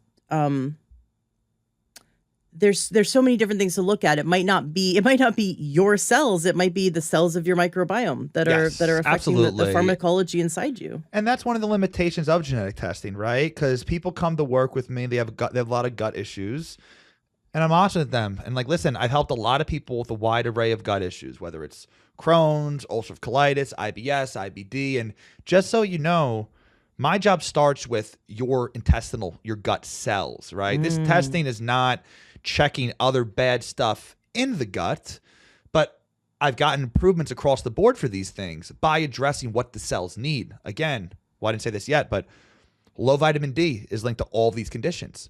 Low vitamin D signaling, right? So it's not just vitamin D levels. How well are your cells sensing vitamin D? Well, you sense vitamin D when vitamin D binds the vitamin D receptor on your DNA. Well, that's mutated in virtually everyone I work with. Pretty much everyone here listening has mutations there, but that's not a bad thing necessarily. How many do you have? I'm used to seeing everywhere from, I'd say, 2 to 5 mutations or so in that gene, like everyone I work with. I think I've had literally 1 or 2 people that had none. So everyone has them more or less. But when someone comes to me with 10 mutations there, they've been living with symptoms of low vitamin D throughout their life, but they look normal on blood work. But it's because that receptor can't sense what's in the blood as well. So again, going back to the blood work stuff that you mentioned, it does not matter what your blood levels of a nutrient are. What matters is how your cells respond to the nutrients in your blood. An example I like to give is, you ever heard of catnip before? Yeah. So catnip gets cats all, hot and bothered or wild or high or whatever. We don't. Why don't we respond to it? Well, we lack the receptors for cells to sense catnip, to relay that message. Oh, hey, there's catnip here. Let's respond some way. So we don't get high on it whatsoever. So you see how if someone has a receptor that doesn't work as well genetically, their whole life, it won't be able to pick it up or sense it as well. And ironically, what animal does have those catnip receptors? Mosquitoes do. And catnip is an amazing mosquito repellent. Shut instead up. Instead of getting them high, well, maybe it makes them high. They don't like the high, or maybe they love the high, but they can't fly straight because they're up, right? So I don't really know on the mosquito's point of view here, but you see, this is what's so fascinating to me. If you don't have the receptor, you will not sense, your body will not respond to that thing. So whether it's serotonin, dopamine, vitamin D, melatonin, these are all receptors that are commonly mutated in people. So you kind of see how it's like reading between the lines here. We do know these vitamin D receptor mutations, they are linked to type 1 diabetes, multiple sclerosis, poor metabolic health, allergies. So you see how we have the data that having one mutation in that vitamin D receptor is linked to type 1 diabetes or anxiety. What if you have 10? And guess what? There are no studies done to date that check that many mutations in a gene. So this is really important. I hope it's not too high level. Let me know if we go too high level here. Go high level. We want it. The way medicine is practiced, we study clinical data, it's flawed. It is completely flawed. Because here's the thing. Let's just say, again, like I mentioned, one study says mutation number 1 in this vitamin D receptor is linked to a couple diseases. Then another study says this other mutation on that gene is linked to issues. This other one. But again, what if you have all 3 of them? So if one mutation in this gene is linked to diseases, what if we did a study if you have 1 versus 10? Do you see how this is dramatically undervaluing the importance of genetics? We don't even study them the right way. Who cares if you have, I just told you now, everyone here, I would say 99.9% of people listening right now have at least 1, 2, 3 mutations in this vitamin D receptor. But that's not the end of the world. We need to go deeper and study deeper. We need to analyze things deeper. That makes sense? Absolutely. And it's like let's just say we're trying to see if a certain supplement helps with depression. They give 100 people the supplement. Then you map how they report how they feel, their happiness scores or whatever. There'll be a wide range of people, right? Some people are through the roof. They respond so well. Other people don't feel any better. Other people may feel worse. Why is that? If it was a clinical trial, we would say, no, nix that. We're not putting that in the pipeline. Let's move on to something else. I look at that and see, well, out of the 100 people, we have a bunch of dots on a data graph. Around 20 of them responded very well. Why is that? I don't think it's a stretch to assume the people that respond most to a supplement that raises serotonin, they probably have more serotonin issues, whether it's genetic or inflammation or whatever it may be. So we're trying to gauge, all those dots on that graph are supposed to be biological replicates. So when I was doing my PhD, I would have a plate of cells. I would do an experiment, and I'd have my plate of cells. I would pick them up. I would put some into another dish for an experiment. I would keep growing them. Then a couple days later, they'd be ready again. I would do the experiment again. But do you see how it's the same exact group of cells I'm doing the experiment on? Yeah. So it's the same genetics. That's not the case with humans. Mice. I did mouse work for my PhD. I found out I was allergic to mice at the end. That's why I felt like crap. Yeah, we could maybe touch on that. But they are the same litter. They're brothers and sisters, and they're inbred a lot of the time. So you see how we're so much more genetically different. So when you have these evidence-based people, show me the randomized human control trial, we're testing a massive mixed group of people. So if we were trying to see if a vitamin D supplement helps with a disease, I would want to get the people that have the most vitamin D mutations and then run the trial. I am very confident. I believe that the results would be astounding because we're giving vitamin D to the people that actually need it the most. Are there cases where they're deficient? They have these mutations, they're deficient, but they can't, like, you increase it and it just stays higher in the blood, but it still doesn't get into the cell enough? Yeah, so that is another gene, another shuttle taxi for it that can do that. That is linked to whether it's making it in your skin from sunlight, whether it's transporting it throughout your body, whether it's activating it, whether it's your cells sensing it, or whether it's breaking it down. These are all different genes that are mutated. This is what we call a pathway. So you see how if you have a lot of mutations in multiple steps here, that's when I'm like, oh boy, do you just need more vitamin D? Do you need a special form of vitamin D? Like, these are all the questions that need to be asked. So the best we could do is supply more of it. And I've had clients, they go back to the regular doctor, their levels are, and I'm not saying this is a recommendation for everyone, by the way, they have a lot of mutations. I want them to go up to 90, sometimes 100, the very high end of normal for vitamin D. Again, this is not a blanket recommendation, but they do that. They go to their allopathic doctor. The doctor says, oh, that's too high, lower it, which it's kind of hypocritical when, if the range is 30 to 100, if you're 35, the doctor says you're fine. But if you're 95, they say you're too high.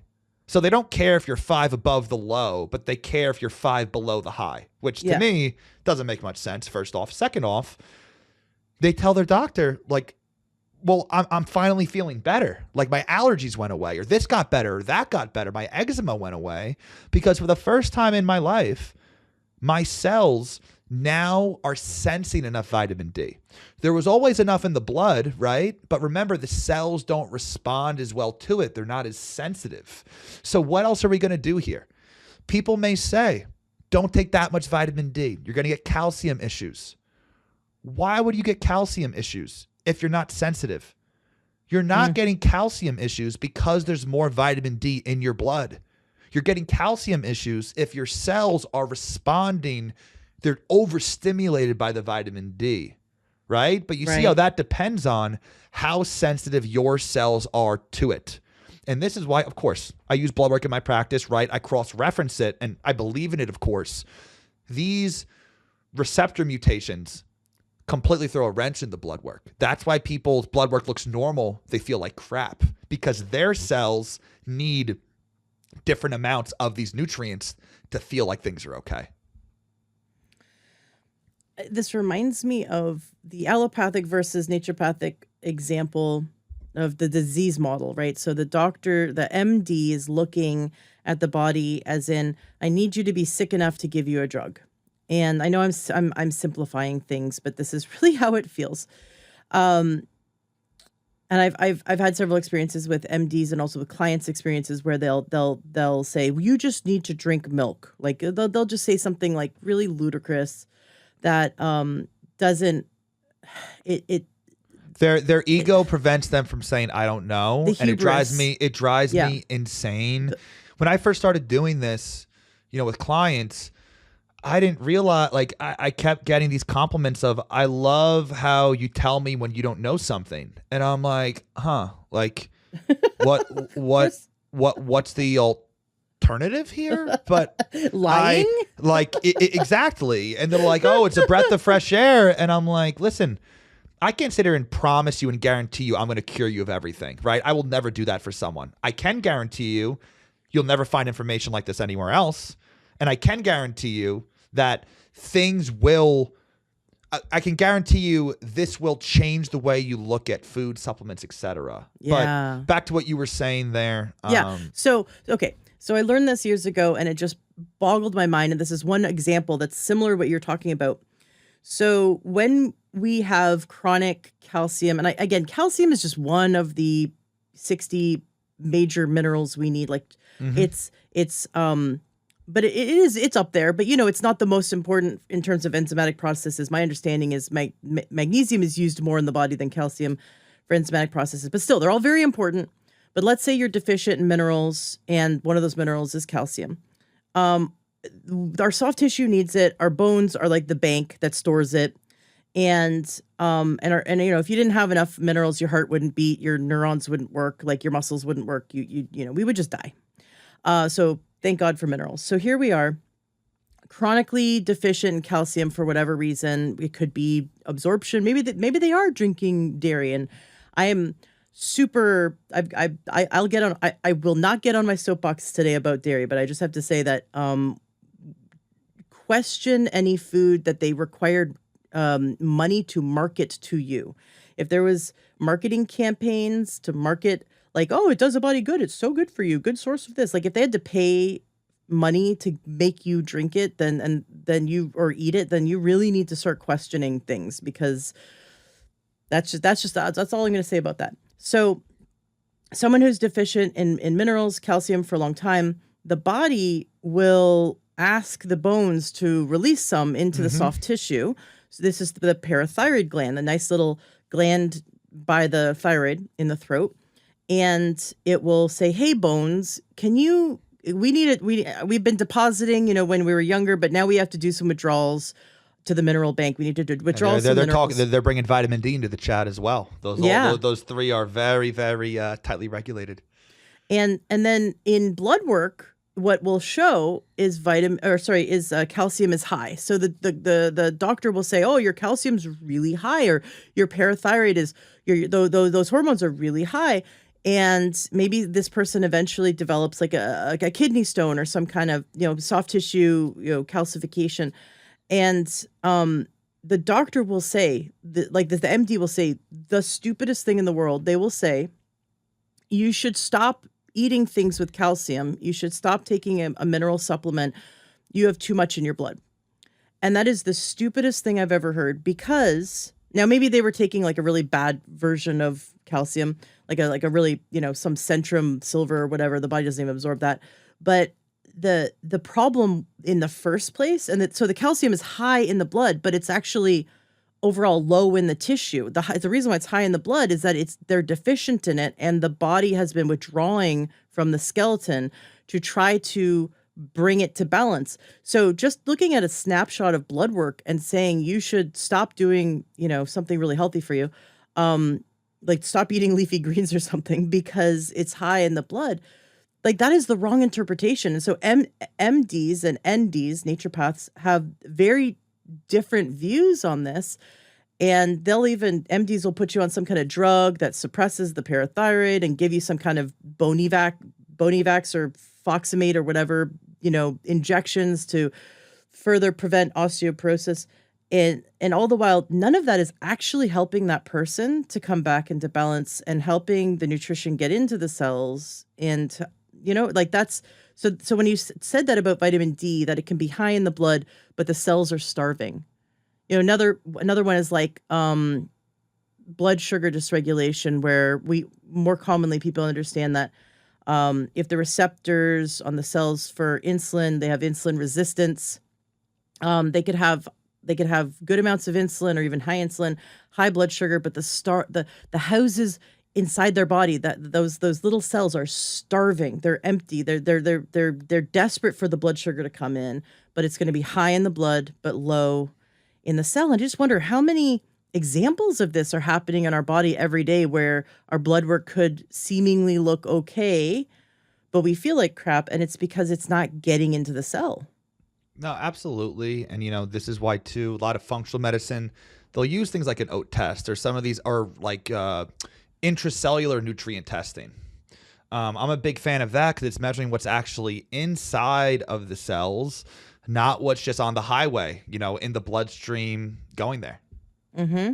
How accurate are those labs, would you say, in terms of like and how do they do it? Do they take a biopsy? Like how do they do intracellular? It's a blood draw, and usually they get it either from red blood cells or immune cells within the blood, and then they lyse those open, bust them open, so they isolate them from the blood, in a solution, so you're not getting any other readings from other things. You bust them open, you read how much is in there.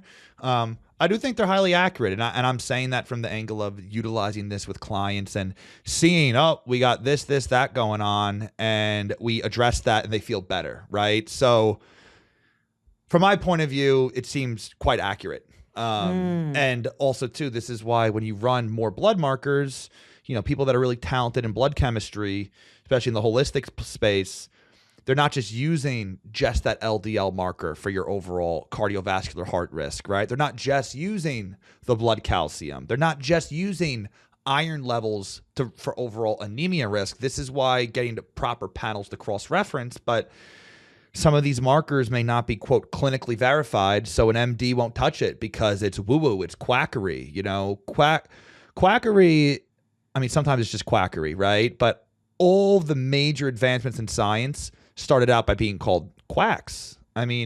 Isaac Newton was considered a quack for saying, for the heliocentric model, we revolve around the sun, it's just, yeah. And I know that I'm on the right path when I'm getting more and more people saying, this is quackery, this is BS. And I'm like, yep, that means I'm doing something right here.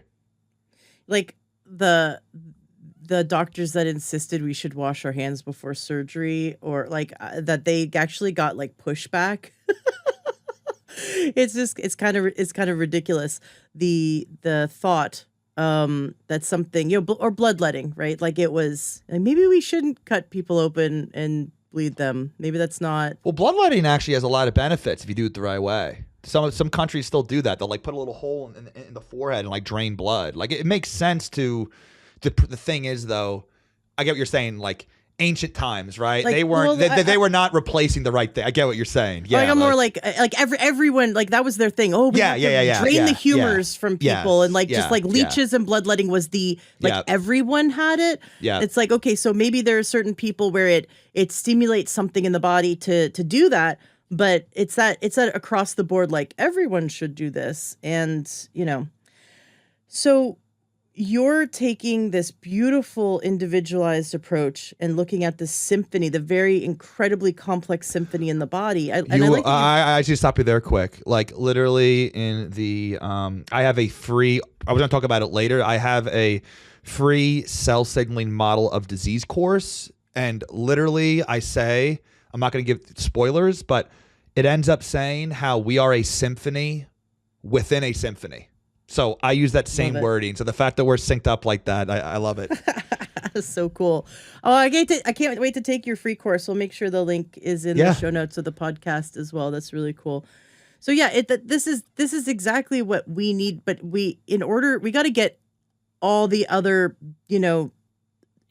pieces of the pie on board. So I like the analogy that like we've been raised to think that MDs, drug-based allopathic medicine, is the only doctor you go to, right? And everything else is kind of this weird alternative thing. And this one naturopath that I'm going to quote says that would be like saying that golden retrievers are the only dog and every other kind of dog is an alternative dog. Yep. And this is kind of ridiculous, but this is how they marketed on purpose. It's all by design. Because, little bit over 100 years ago, we had more of an even playing field in that we could go to, and they actually got better results in like certain cases, proven, it's been documented. You could go to a homeopath, you could go to an herbalist, right? You could go to different styles of medicine. And of course, I love that we have advancements in science, but at the same time, the advancements in science are largely driven by profits, and it's a profit-driven industry and not a for health industry. So that's why we're here listening to this, learning from you. And I'd love to get all the other industries on board, to think more like the way you're thinking, which is it's like, this seems so obvious. Why aren't we listening to the body as an individual? And I like that you brought up that we can test inside the cell. The only test that I've used personally is the magnesium RBC test, which was like you had mentioned, it's far more accurate than what's in your bloodstream, what's in like the plasma. When the lab can pop open a red blood cell and well, let's see what's actually inside your cell and in terms of your nutrient levels. I'd be interested to see how that evolves in the future, how that type of testing evolves. You had mentioned lithium orotate, and that being one of your favorite nutrients. Oh, it's the number one currently. I am excited to hear why. Yeah. Have you ever tried it before? I have. I've dabbled with it. It's wonderful. I find it fascinating that the drug companies take lithium and then they have to, of course, add some of their own chemicals to it to patent it. And give that to people for a variety like schizophrenia, bipolar. Yeah. So, that's lithium bicarbonate. And I utilize lithium orotate quite often in my practice. And a lot of times I get some eyebrows like, what are you giving me, doc? Like lithium bicarbonate, it needs to be used at very high doses. It's not absorbed very well. There are side effects associated with it since you need to take so much of it. Lithium is in the earth. It's in our bodies. It's in our drinking water. I don't know if you heard about these studies. If not, this is going to blow your mind. So every city has different levels of lithium in the drinking water. It's found in spring water. Cities or counties with higher levels of lithium, this is globally, the higher the community's level of lithium in the drinking water, the lower the rate of violent crimes, suicides, depression. So it just goes to show like a strong correlation here. They also showed that violent criminals that were arrested have lower levels of lithium in their scalp. Wow. So it's really an incredible thing. And people think of lithium bicarbonate. Oh, that's the bipolar depression drug. What do you put me on? Well, lithium's already in all of our bodies right now. Lithium orotate is an over-the-counter form. It's absorbed much easier. You need much, much lower of a dose, so much, much lower side effects. They sell up to 20 milligram capsules of the lithium orotate. I think people do, I could be wrong here, around like 1,000 milligrams of the lithium bicarbonate, so 50-fold difference here. But I first tried lithium when I was going through a lot of stress. I was waking up out of bed, like panicked every morning, just overworked. I took 5 milligrams of lithium at night. I slept like a log. I woke up that next morning, and this was, again, a period where I was more stressed than usual. Like, I'm prone to stress, but this was when it was, kind of a lowish point or highish point with the stress-wise for me, building some things, X, Y, Z. And it was like, like literally like from the heavens. Like I just had this intense feeling of serenity.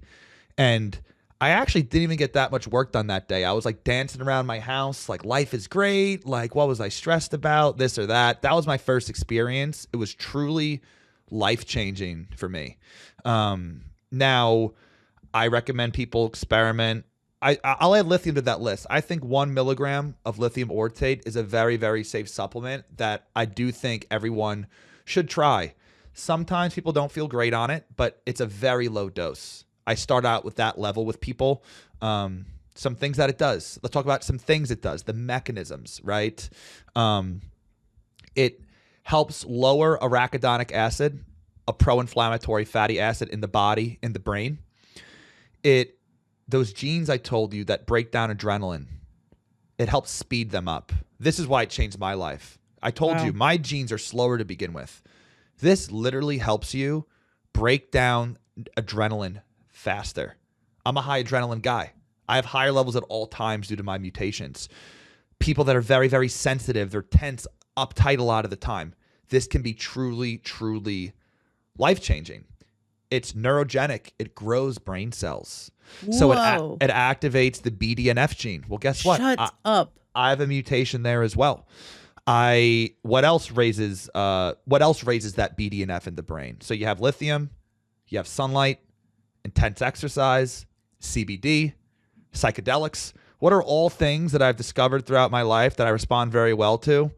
Sunlight, exercise, lithium, CBD, psychedelics. So you see how I was kind of self-medicating my gene mutation before I realized I had that. What else does it do? Let me think.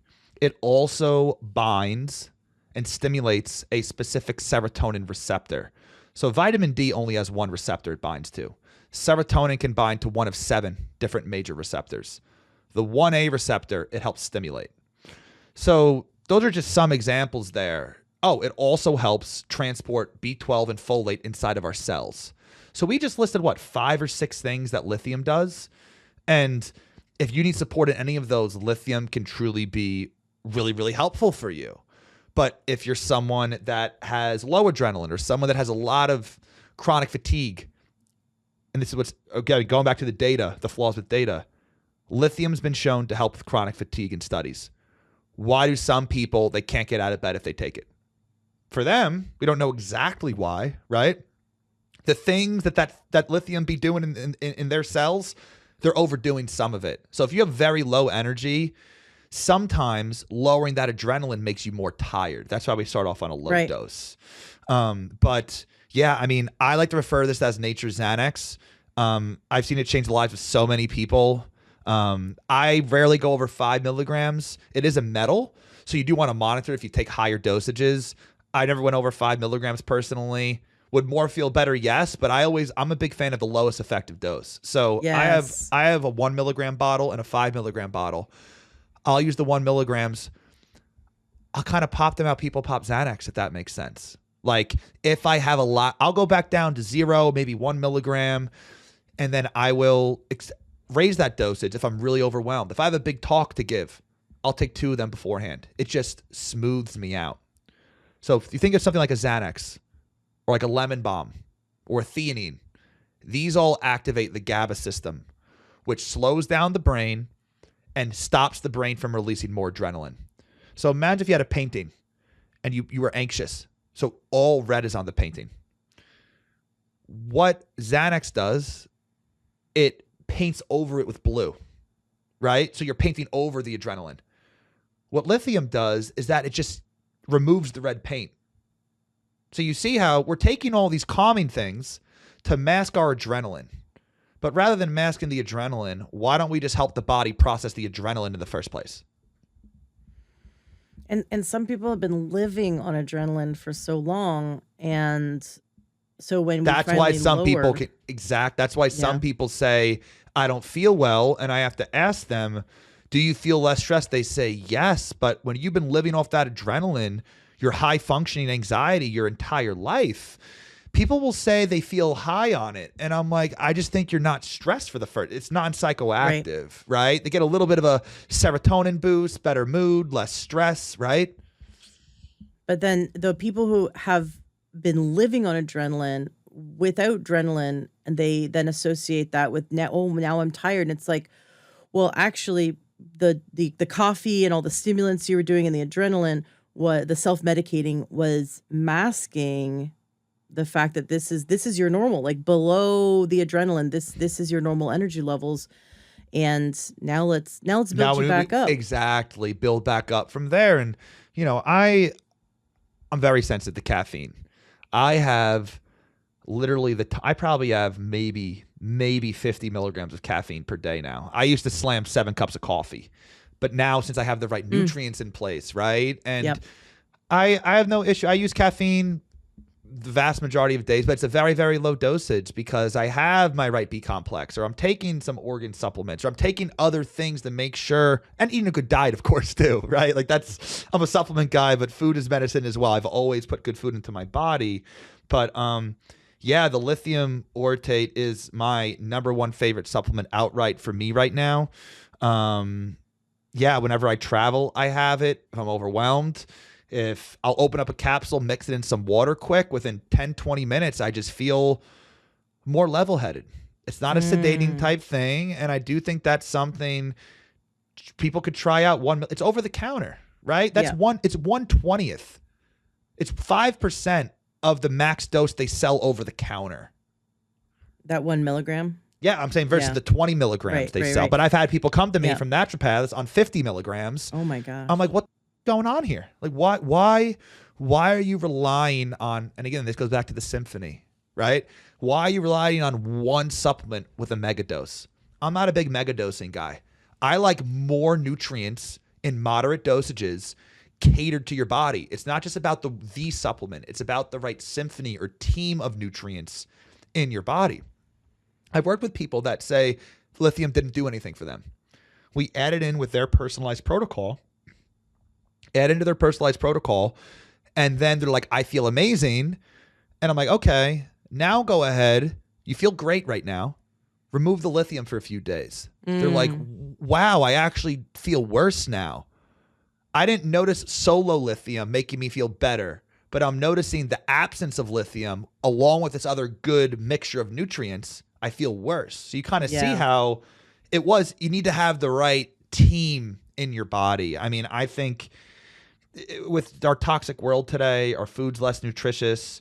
We're exposed to more toxins. We deplete more micronutrients. I think everyone needs to be supplementing at least a few things for what their body needs to live an optimal life, because our cells did not live to inhale glyphosate every breath, to have this stress, to have this artificial light. So you can try to eat all organic all you want, but unless you're on an island all by yourself on the farmland, which, sounds great, right? Go for it, right? But unless you're doing all of that, going all in on that, you're exposed to the modern world today that eats away at our cellular health. So my mentor, Dr. Joel Wallach, I've had him on the show twice. I don't know if you've looked into his stuff, but his story is really fascinating. He did a 12-year government-funded study, a $25 million federally funded study back in the 60s and 70s. And they did over 1 million histopathologies and blood panels, human and animal autopsies. And what he uncovered, and he was, at the time, he was not a human doctor yet. At the time, he was a research scientist and a pathologist and large animal vet. And he uncovered, and this is got to remember, this is back in the 60s and 70s, but what he uncovered was he mapped out 900 diseases that cross species lines and the nutrient deficiencies. So every time someone died of an aortic aneurysm, whether it be an animal or human, they all had copper deficiency. And he was like, well, that makes sense. Copper is needed to make collagen, elastin, and your body can't make it. Then, these are the kind of things that this is the cascade effect that happens. And what he discovered was that the brunt of nutrient deficiency that led to disease was mineral deficiency.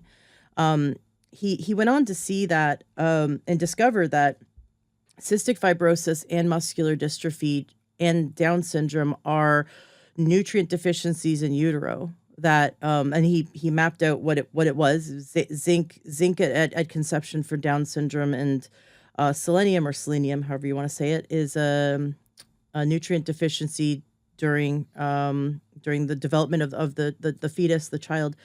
that when we don't have these certain nutrients, this is what happens. And he went over to China in this place called Kaishan, where in the rural areas, kids were dying by the time they were 12. They all had this muscle wasting disease. And he also has a degree in soil agriculture, and he tested their soil.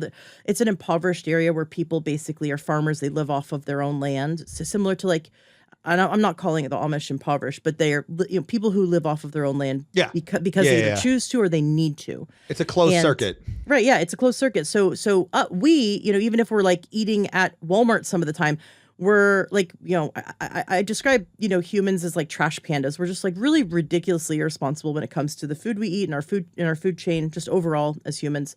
And we eat from wherever, but it's at least we get, if we're not an animal in a cage, right? Animals in cages, you can like the mice, which I want to make sure we talk about. With mice, you can starve them a certain nutrient and then see what happens. Like, okay, we're going to remove copper or remove lithium or remove calcium from their feed and see what happens. Whereas with humans, we have nutrient deficiencies, but we accidentally get certain nutrients from just because we get food from different areas. But when we're like a farmer living off our own land only, then whatever our soil is missing, we are also missing, right? And people often don't think that. They think, oh, I get my selenium from my Brazil nuts. And I'm like, well, how do you know there's selenium in the soil where the Brazil nuts grow? Because I can hydroponically grow plants. I can hydroponically grow spinach that has literally zero iron in it, but you think you're getting iron from spinach, right? So that's a really good point. Yeah, well said. And so anyways, Dr. Wallach, what he discovered was that it was muscular dystrophy, that it was a selenium deficiency in the soil. And they were able to help that community by, I guess now they're doing selenium supplementation. But the point is that there's 900 diseases and they're all nutrient deficiencies, but most of them are mineral deficiencies. And you're talking about lithium. And I love that we're changing the mindset, because we have the mindset of a drug-based system. We have to have the mindset of what is the body missing from nature? We get lithium. It's natural. We're going to get it from our water. We're going to get it from food because it's in the soil. We're supposed to have it in low and healthy doses. You're supposed to have it. But so many people are, if you're deficient and you take it, you will, stuff will start to work. But people who aren't deficient in it and they take it, they don't necessarily have as big of a shift, which is what we talked about before. So that's why it's worth experimenting. But where do we start when it comes to experimenting? Yeah. Where do we start? And we don't know our own genetics, and we don't know our own, the epigenetics. We don't know our own load, whether it be the viral load or the heavy metal load. So there's so many things, and we could have in the past taken, for example, lithium and felt bad and then thought that's not good for me. It might have been exactly what you needed, but it bumped up against a different circuit, going through the different cycles, going through the different circuits. Pathways. It might have bumped up against something else. You're the expert. I'm not when it comes to this, but it might have kind of smoked out a problem, and we didn't know how to interpret the symptoms we experienced. Yeah. No, well said. And what you said before, off the top of my head, muscular dystrophy, Down syndrome, these are genetic disorders, right? This is genetic mutations. Well, genetic mutation for muscular dystrophy. Down syndrome is you copy pasted a whole extra chromosome. So it's not just one gene, right? So instead of having one from mom, one from dad, you have 3 in total. So when you think about it, well, our DNA, when our cells grow and replicate, you have to copy paste the DNA, right, into 2 cells. And you need to replicate the DNA. And sometimes you mess up replicating it and you put the wrong thing there. That's a mutation. Well, zinc and selenium are both, they dictate how well our body can repair broken DNA. So this is also why these things can be linked to cancer as well, because that's when cancer starts to form as well. When you get a new mutation, once you're already born and you get a new mutation throughout your life, that's the beginning of cancer. And it's your body's job to make sure you either fix that DNA in that cell, or if you can't, you tell that cell to commit suicide, apoptosis, kill itself. We don't even want that anymore. So you saying that, my end, I hear that, I'm like, yeah, it checks out. What's really interesting to me, why would one mineral skew towards one genetic disorder versus another, right? Like that's Yes. what's really what is it about Yes. selenium? I forgot if you said it was Down syndrome, or I think you said Yeah, zinc Down was Down syndrome and syndrome. zinc, and then Yeah, selenium and muscular dystrophy is the selenium. yeah. But why would some people not develop that problem, and why would some people Well, you develop know what? Well, the what I would muscular say, dystrophy? And would be the DNA repair that's done by proteins that are made by genes. So, what is an example of a DNA repair gene? BRCA1 and 2.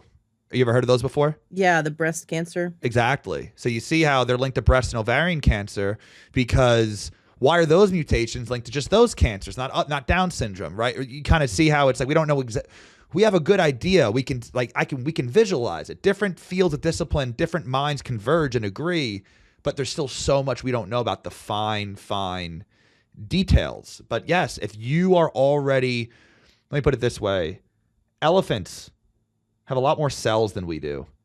Why don't they really get cancer? Well, turns out their P53 gene, their DNA repair gene, is extra active.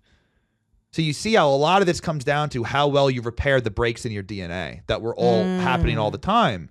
You get sunburned. That UV radiation damages the DNA. If your cells can't fix it, you're more prone to skin cancer, right? So you kind of see how these issues, these genetic issues, they're stemming from, it's not so much that a mutation happens. That's going to happen regardless to us.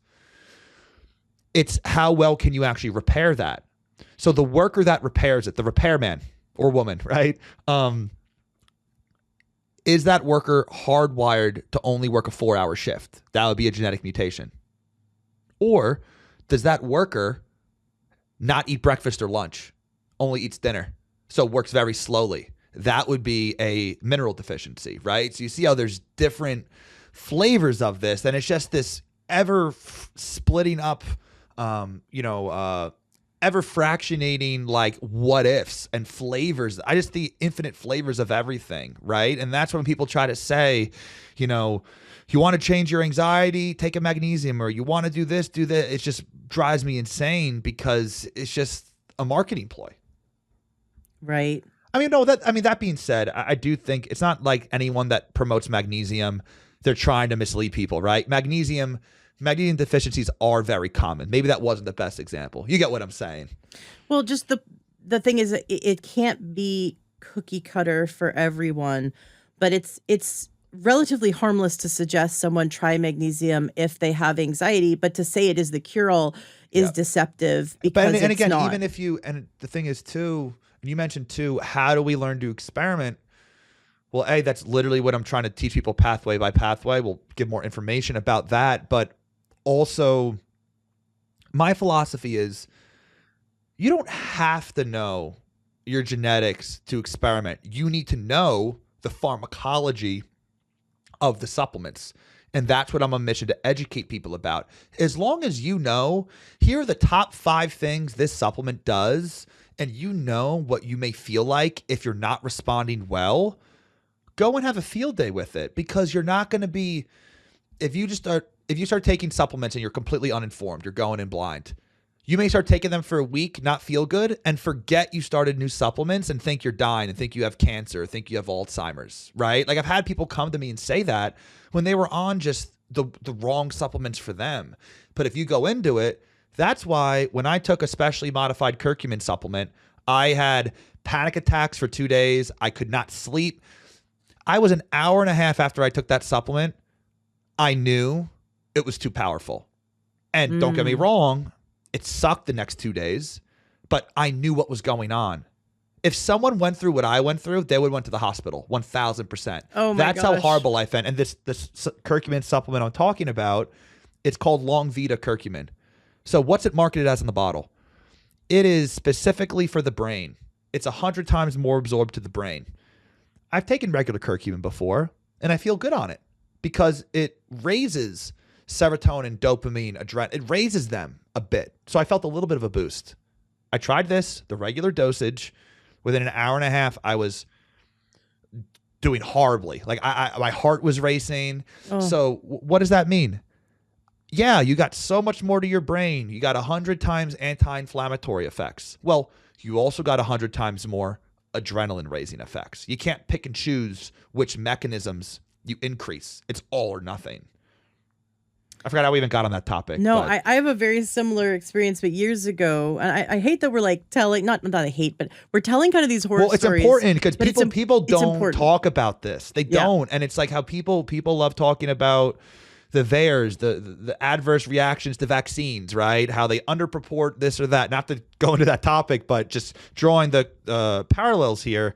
Where is the supplement-related injury type thing? And I'm not going to sit here and say, like we alluded to earlier, I'm not saying the wrong handful of supplements is killing millions of people. It's not killing. I'm not saying that, but again, it's like not innocent.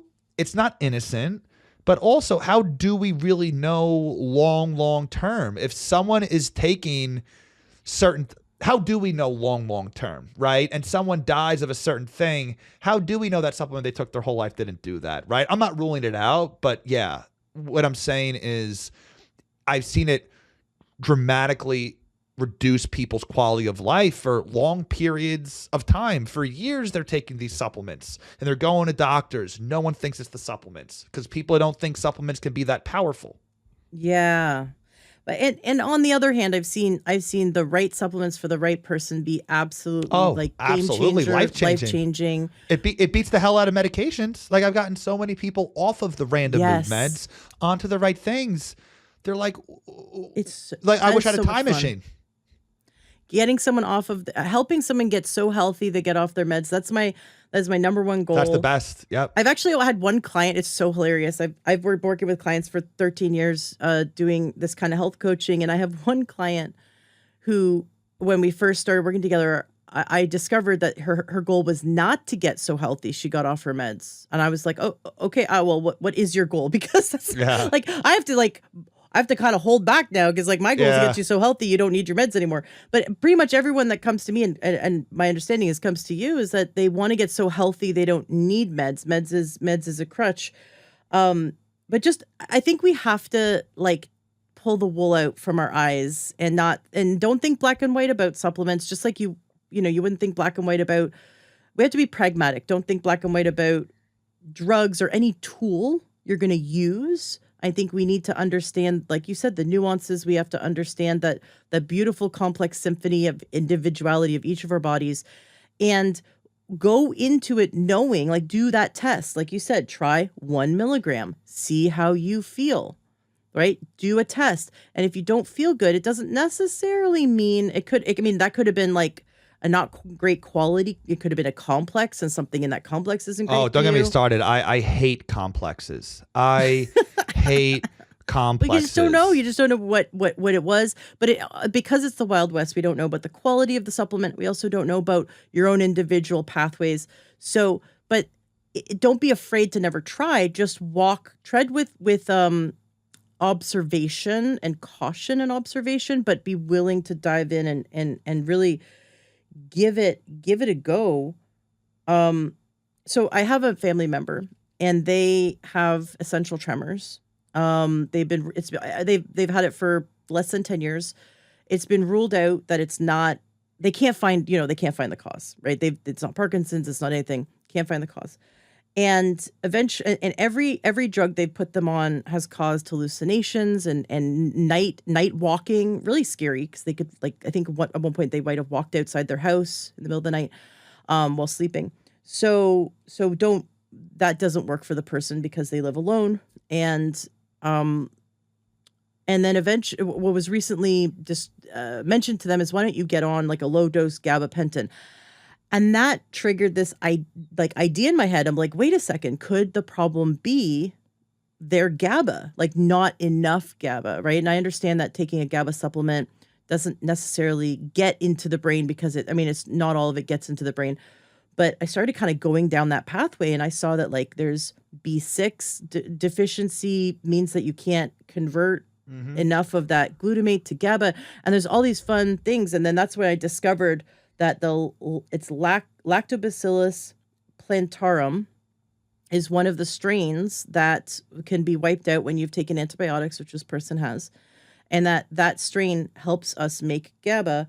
And so it's just, it's like, could they could they through proper supplementation, through proper experimenting with supplementation and food and lifestyle, could they correct that part of the brain if not enough GABA is the cause? And they didn't have this their whole life. It was just the last 10 years. So just interesting, because I thought maybe they took the antibiotics, it wiped out the gut, and then that affected like so many other things, but affected their brain's ability to have enough GABA. Yeah, and like you mentioned that B6 for the glutamate to GABA conversion. Who's using the B6 to do that? That's the lunch for the worker, right? Yes. That's the GAD1 gene. And I am not a fan of direct GABA supplementation. You mentioned it doesn't get to the brain very well, which technically it can bind enteric neurons in the gut. Because if you think about it, how does the GABA made from the bacteria do anything, right? But it can bind receptors on the gut neurons that go to the brain. But people take GABA, some of it gets to the brain, it helps them.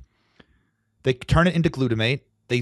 Glutamate revs us up, GABA calms us down. So we take the GABA, it helps a little bit. Then you wake up middle of the night anxious because it turned into glutamate. But now if you're someone that can't turn the glutamate back into GABA as well, you see it's not a one-to-one exchange. So again, the fact that this is not a lifelong thing, it doesn't mean it's solely a genetic thing, right? And what I like to tell people too is, when I work with people that say the last couple months or the last few years, I really haven't been doing well. Like genetics, I'll get the question, well, these genetics have been this way since birth. Why is it just becoming an issue now? Yeah. Well, it comes down to over time, these things build up over time. Before you have Alzheimer's disease, you have, headaches or cognitive decline, right? It snowballs over time.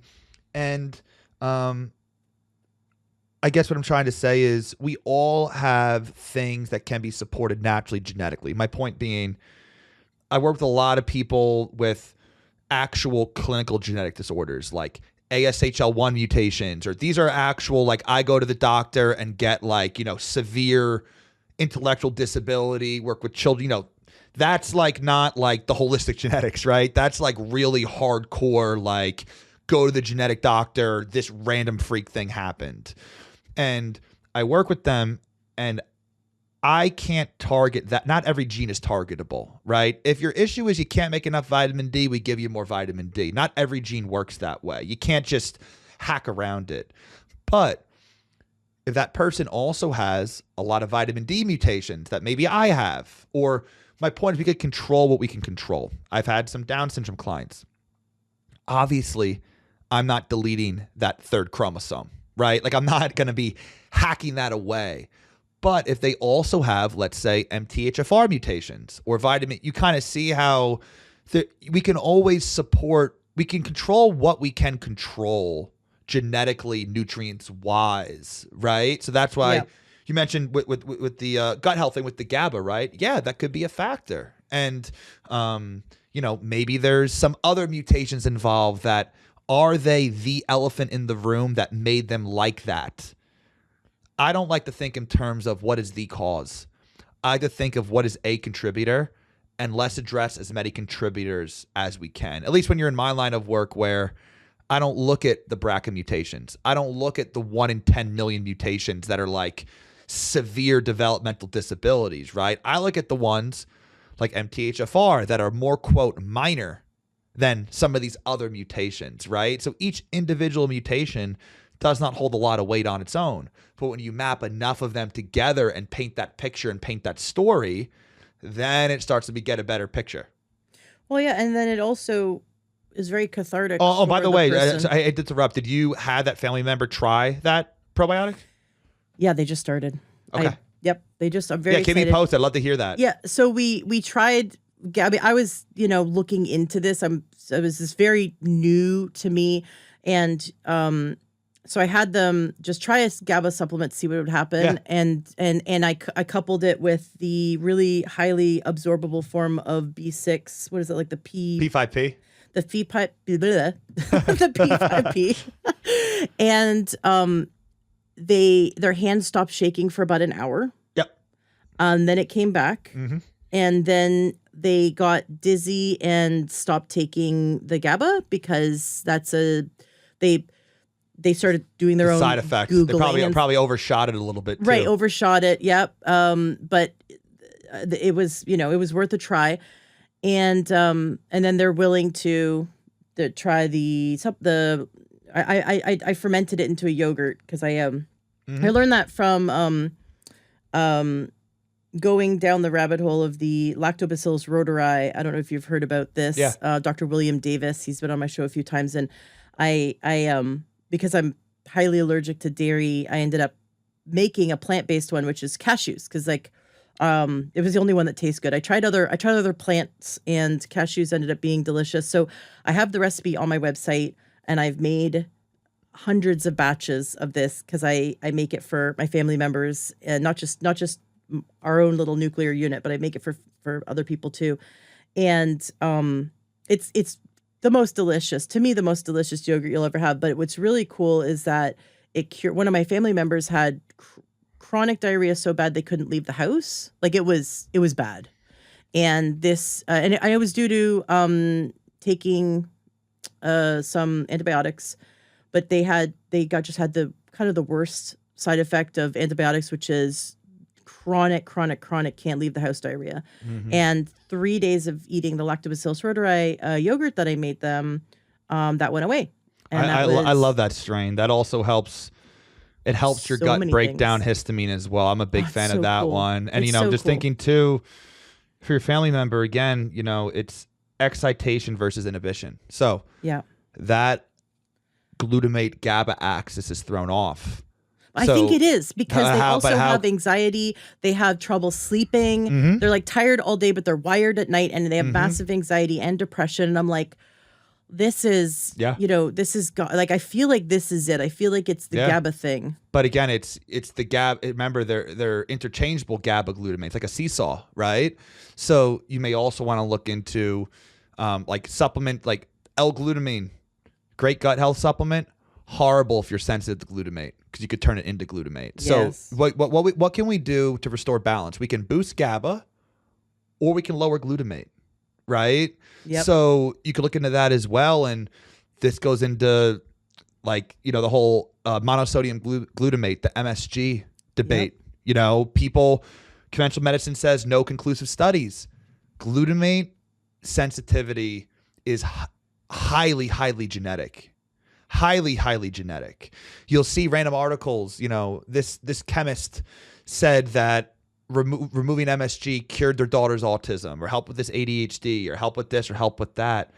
The people that are, let me put it this way, mutations that make you have higher glutamate, more sensitive to glutamate, are linked to OCD, anxiety, ADHD, insomnia, autism.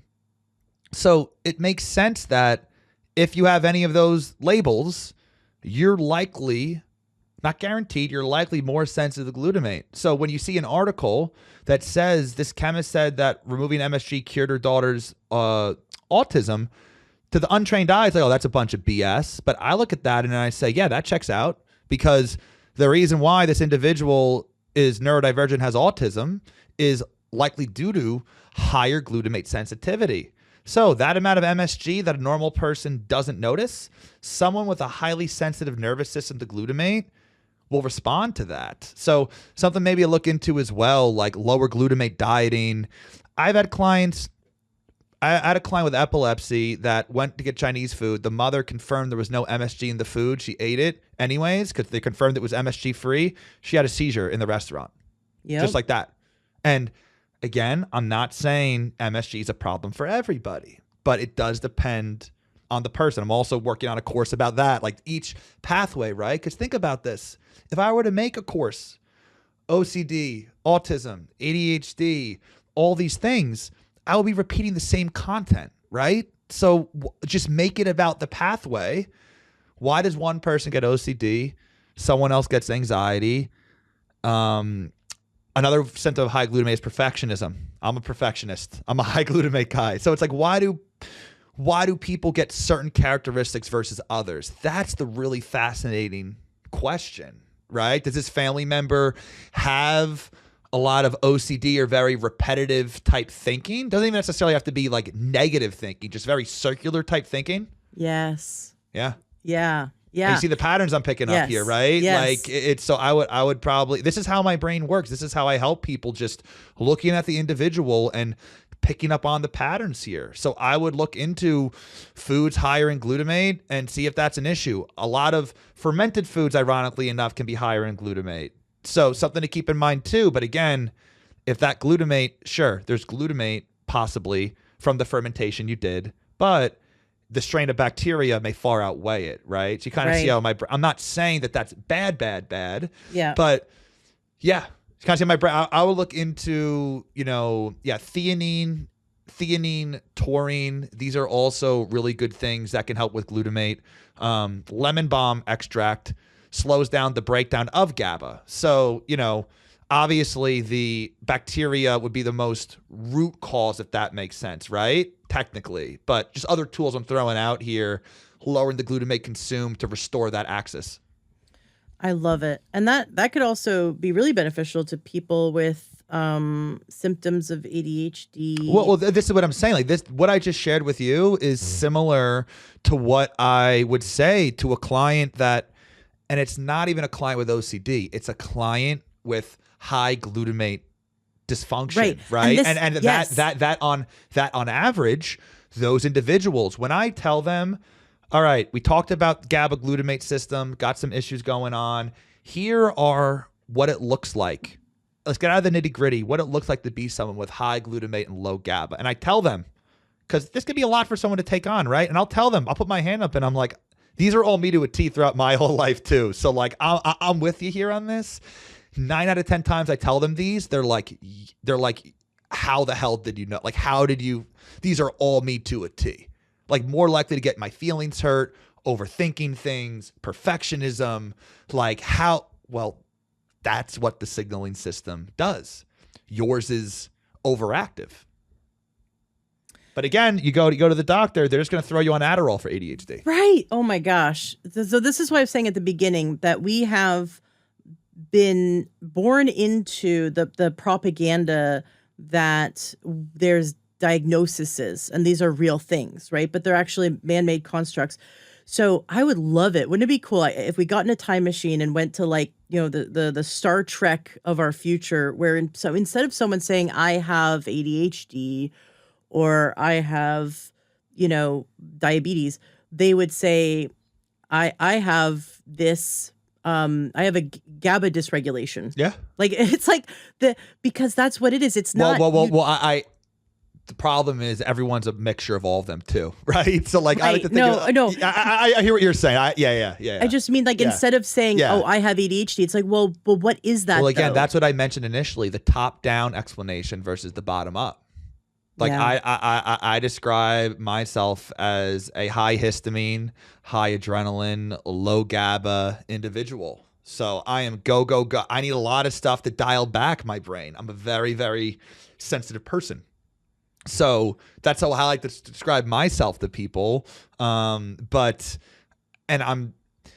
again, too, it's like at the same point, it's not like I sit here and I'm like, I feel anxious right now. This feels like glutamate anxiety, right? Like it's not, we can't be that precise, if that makes sense, right? Like from what we're feeling, right? That'll be a bunch of marketing jazz, right? Like learn to tell, like, no.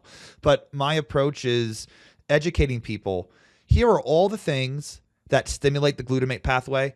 Here are things that lower the pathway. I want you to look at your day. Food, supplements, activities that you take, what time of day. I want you to map it all out. I want you to highlight all the things that raise histamine, all the things that raise glutamate, and then experiment removing the things that raise glutamate and see how.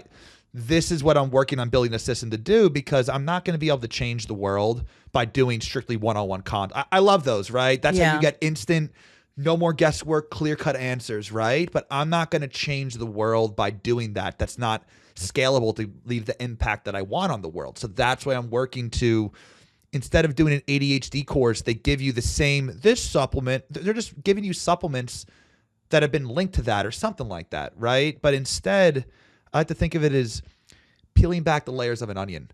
I'm going to try Oh, what do you know? I have a lot of histamine in the morning. I have a lot of headaches in the morning. So I want people to see that visually. But it's not just healthy food or processed garbage. A lot of very healthy foods can do this stuff. A lot of healthy foods have glutamate, right? A lot of healthy supplements, L-glutamine, an amazing gut healing supplement. Loads of data. If you're sensitive to glutamate, you should go nowhere near that. I have people probably on a weekly basis come to work with me taking high doses of L-glutamine, and that's a significant reason why they feel like crap. Oh my gosh. It's so much fun to go down this rabbit hole. And I would just say, I know of amazing practitioners who got to the point where they no longer work with the public because they're like, they've got courses or whatever. Yep. They're like Yep. training other people.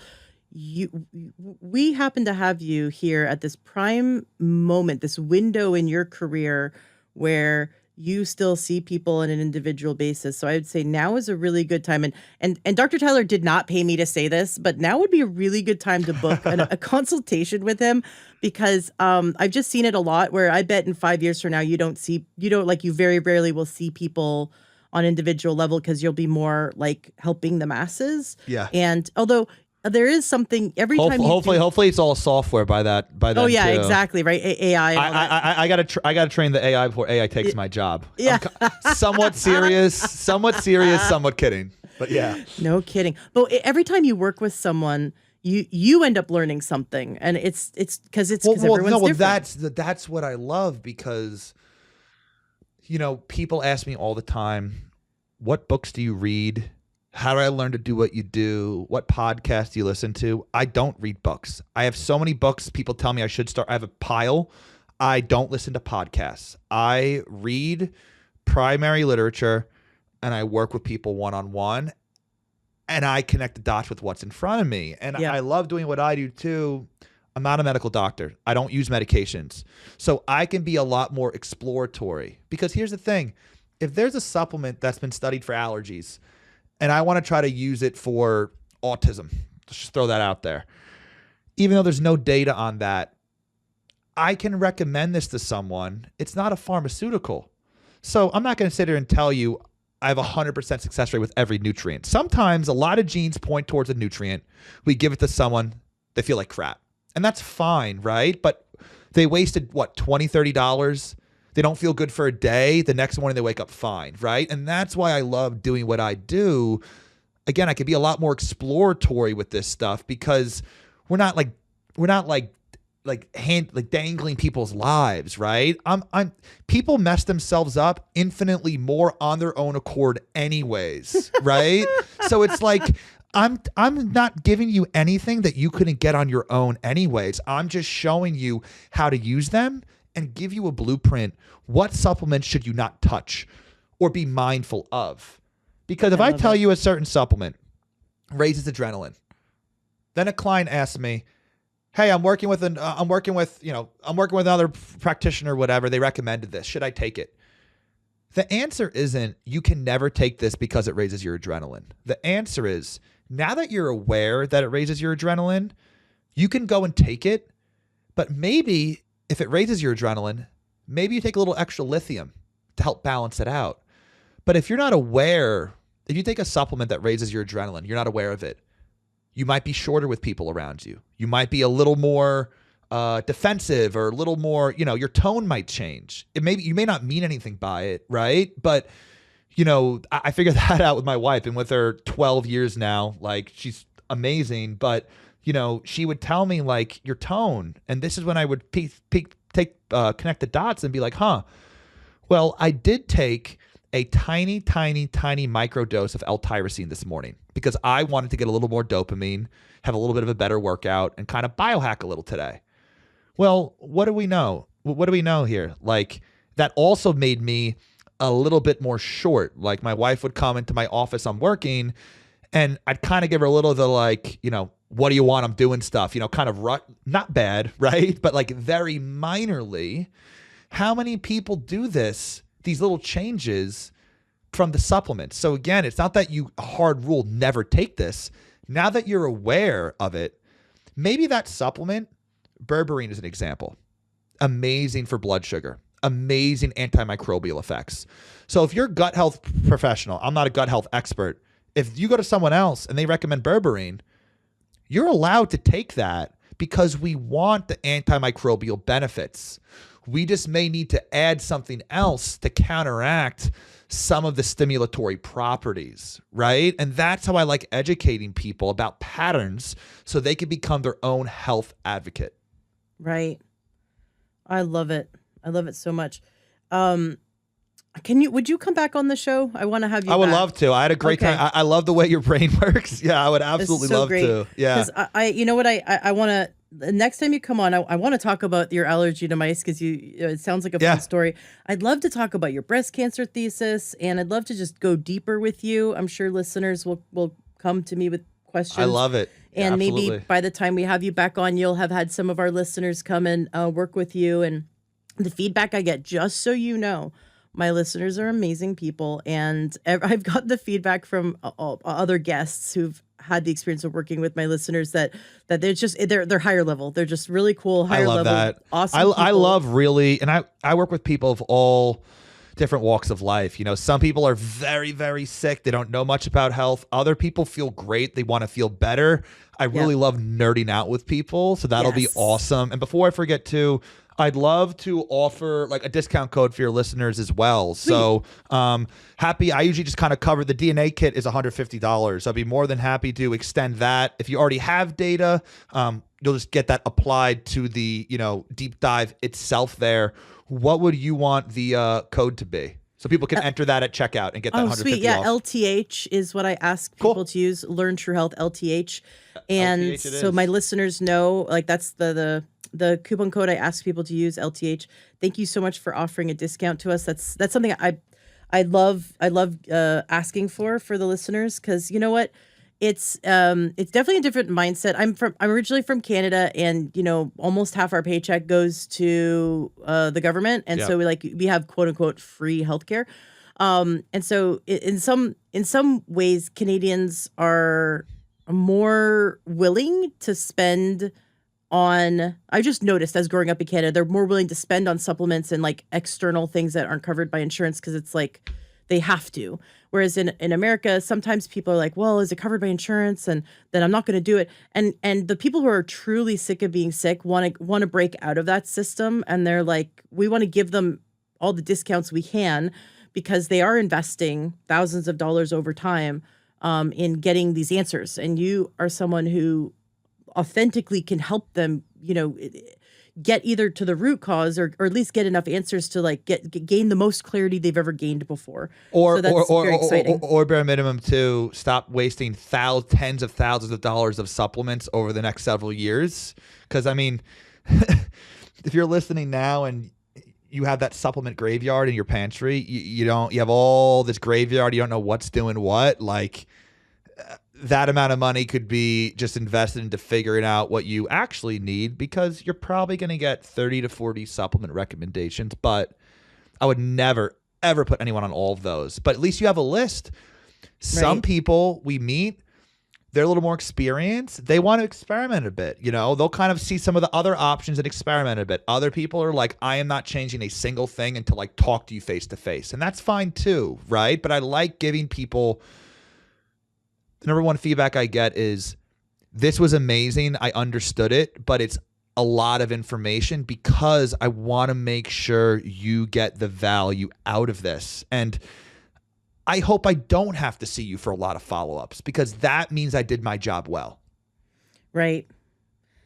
Although I'd love for you to like maybe poll all the people that you've helped and then see in the future, like, hey, I saw you 2 years ago and I helped you dial some stuff and I haven't heard back from you since. Did that help? Did it make a difference? I do have some of those surveys. The problem is it's dancing a fine line between how many times you remind them, because I'm realizing sometimes people just don't want to respond, right? I do have some of that data, right? Yeah. Working on gathering that. You're only going to get the people who like adamantly hated it. Yeah. you made it worse. Or you're going to get the people that like you literally saved their life. It's like, it's either 1 star or 5 star. You don't get like the 3 and 4 stars don't typically write you. But I have a dear chiropractor. I love him so much.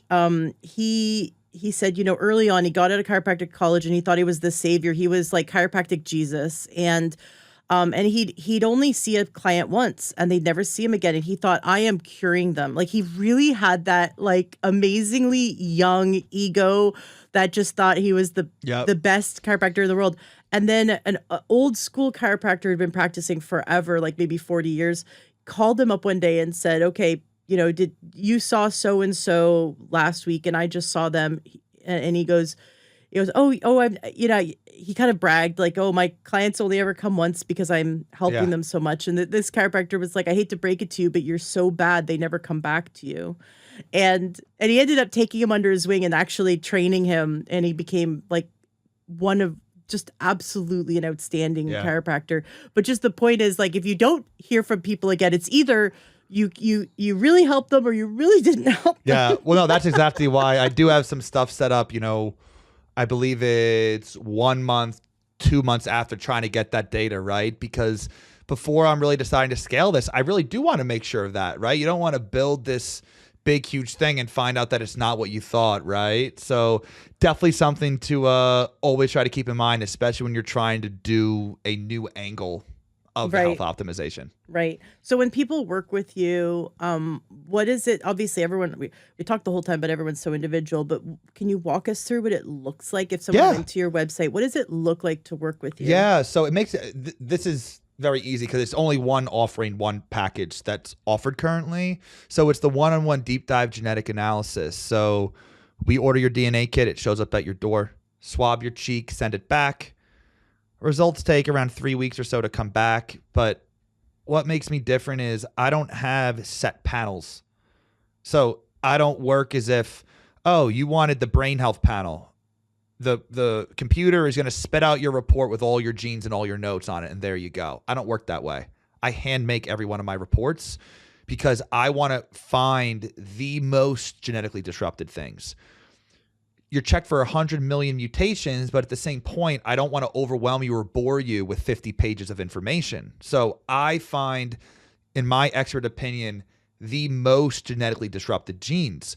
There's only so many genes we can support. I believe let's support the ones that are the most highly mutated, those workers that are working the least overall. Then I require an hour-long call with every one of my clients because let's just say you have anxiety and depression. I have the report that I'm going to read to you line by line. That's what we go through. I need to understand you more. Do you wake up and you don't want to get out of bed, you're depressed? Or do you wake up out of bed, you're anxious to start the day, you have so much to do? Does anxiety lead the way for your mental health, or is it more depression? But that's way beyond just a mental health panel. So I always I require genetic testing. I require the hour-long call because I need to make sure you understand this information and also get more information from you. A lot of it is when I say improv, it's like I'll ask a question, you say something, I pick up on a pattern, and then I end up writing more notes on that as we're going, right? So this is why I call what I do hyper-personalized medicine. It's not just personalized because I'm really here in the weeds, drafting this up for you, explaining it to you, editing as we go. And again, this is why I need to figure out other options because as much as I love doing this, it does take a lot of time and effort to do so, right? Yeah. I call it the toddler-proof protocol. It's a lot of information that we discuss, but then I tie it all together. Toddler-proof protocol, so easy a toddler could do it. First thing upon waking, 1 scoop of this, 1 pill of this. You could maybe work up to 2 if you'd like. Wait 20 minutes before breakfast. Breakfast with other meals as needed for stress or as needed leading up to ovulation. I add these specific things leading up to bedtime. You can start with this. You could take this supplement in the morning if you'd like. Some people like it at bedtime. So I map all this out for you to make it as easy as possible for success, to give that white glove service, because the days of paying $200-300 for a genetic panel having it change your life, I don't think they were ever really here, honestly, but it's just, there's so much information to try and have someone understand a game plan. If you get 50 supplement recommendations from a genetic test, how do you know the top 5 to take? There's no ranking, there's no priority there. And that's what I provide. And again, also really try to make sure they understand that. Then people get 3 weeks of email support afterwards. That's just basically, hey, Tyler, day number 3, my mood's better. Now I'm nauseous. What do you think's going on? Right? I'm there. That's just unlimited contact just to make sure like we're on the right track, right? Most of my clients are like, I feel better, thank you. Or they don't even reach out at all, right? But again, there's no such thing as a perfect science. Sometimes people don't respond well, and I need to make sure if I put you on this protocol, I need to make sure you get started off to a good start. Then that's what's in the deep dive. Then there's additional follow-ups that can be purchased a la carte as needed. Usually after the first, usually I don't like to see people go longer than 2 months on the protocol without getting some bloods done and a follow-up. So that's pretty much the deep dive workflow there. Love it. So cool. And in that, do you ever see in genetics like where dietary recommendations could be, I know genetics can't necessarily, maybe you can correct me if I'm wrong, but can't necessarily say what people have like sensitivities to or allergies to, but you absolutely you can see like histamine, or can you see like this gene says you have an egg allergy, or this gene says you have a wheat allergy? Yeah. So you can see that in the genes? Yes, we can see based on a lot of different mutations, you are more prone. This mutation is linked to being more sensitive to tomatoes. This mutation is linked to gluten. This mutation means that you make too much histamine. This mutation means you break it down slower. This mutation means sulfur. Based on this 800,000 gene report, you're more sensitive to oxalates. So the answer to all of those is yes. I'm not a nutritionist. I don't do full meal plans. I will absolutely let you know. Here are some food categories you're likely sensitive to. Here's where I would start with trying to remove the foods. Because if you are sensitive to sulfur, sensitive to histamine, sensitive to oxalates, sensitive to gluten, sensitive to glutamate, I'm not telling you to avoid all of those. There's no foods left, right? So you will get guidance. Let's be strict with this one for now and see how much it helps you and take it from there. So it's not just supplement. It's supplements, foods, lifestyle habits. Like if you're sensitive to histamine, exercise releases histamine. Histamine wakes us up. You should only exercise in the morning. That's me. Yeah. Man, like I can swim at night. But if I do like a gym workout at night, it's like I just drank coffee at night. I can't. Like it's even with no pre-workout, right? Yeah. Oh yeah. No. Yep. Absolutely. Can't. I can if I I'm recently was able to get off of all caffeine, which has been amazing because I was definitely dependent on it for a long time, or like I don't know if I'd say addicted, but I felt very dependent on it, and I feel like that's like getting off of something and then going, oh, okay, I'm building myself up. And now I wake up and I have energy in the morning and my mental clarity and I jump out of bed. That was not me 10 years ago. You know, that was like, so it's cool to see the progress, but I'm off of caffeine. But if I were to eat like some dark chocolate late at night, which I did the other night, because we had like this like organic, vegan, low sugar, dark chocolate, you know, super healthy thing. Yep. And I'm like, hey, chocolate's good for you, right? Oh my gosh, it kept me up half the night. And it's just like that level of sensitivity. But not everyone. My husband could could be theobromine. Yeah, a couple different. And again, there's multiple things in chocolate that can be stimulating. Right. Which one did it most for you? Or it's a combination, right? Yeah. Well, and then so if I had any caffeine like after 2 p.m., I'll be up till 2 in the morning. Whereas my husband could drink a venti and fall asleep. You know, he's like one of those. Probably a fast versus slow metabolizer. Oh yeah. And he's got that red hair gene, so we have to always tell the dentist like he needs double whatever you think he needs twice as much of that numbing agent. Yeah. And it always surprises the dentist. They're like, oh, you can feel that? They're like, we told you he has the red hair gene. Yeah. You know? So it's just wild. And now, sorry, I'm trying to remember what you just said. I had something. So have you guys ever taken melatonin? Yeah. Are you guys have different sensitivities to that? I can take a really low dose, but if he takes too much, he gets super groggy. Whereas I tend not to. If I do like dose per dose, like would you say that like you're more sensitive than he is? I don't know because he only will do a low dose if he does, because it's gotcha. He super does not like how he feels the next day. Whereas I've experimented with it because I read that 20 milligram study with breast cancer. Not that I have breast cancer, but just like Yeah. the interesting, like what happens when you take 20 milligrams. And I had major lucid dreaming. I thought I was awake all night, but I was sleeping. And then the next day I felt like I was sleeping when I was awake. Like it was it's kind of crazy. Well, I asked that because the same gene, the CYP1A2 gene that breaks down caffeine, is the same gene that breaks down melatonin. So my wife is a fast metabolizer. I'm a slow metabolizer. I am much more sensitive to caffeine, and she could take literally 5 times the melatonin dose I do and wake up fine. I got to be careful. I'll wake up groggy. So I take maybe 0.5 milligram tops of melatonin. That's why I was curious for, again, patterns, right? How my brain works. I was curious to see with you as well there, even without looking at the genes, if you're more sensitive to caffeine and melatonin than he is, it's very, very, very likely that it's because of mutations in that gene that metabolizes both of them. Yeah. There's always a cause and an effect for everything. I'm so Nothing's excited random. for your like AI program that's going to come out one day. This is going to be so much fun. Yeah, I've been putting thoughts into building it, and I'm just like, that is a massive.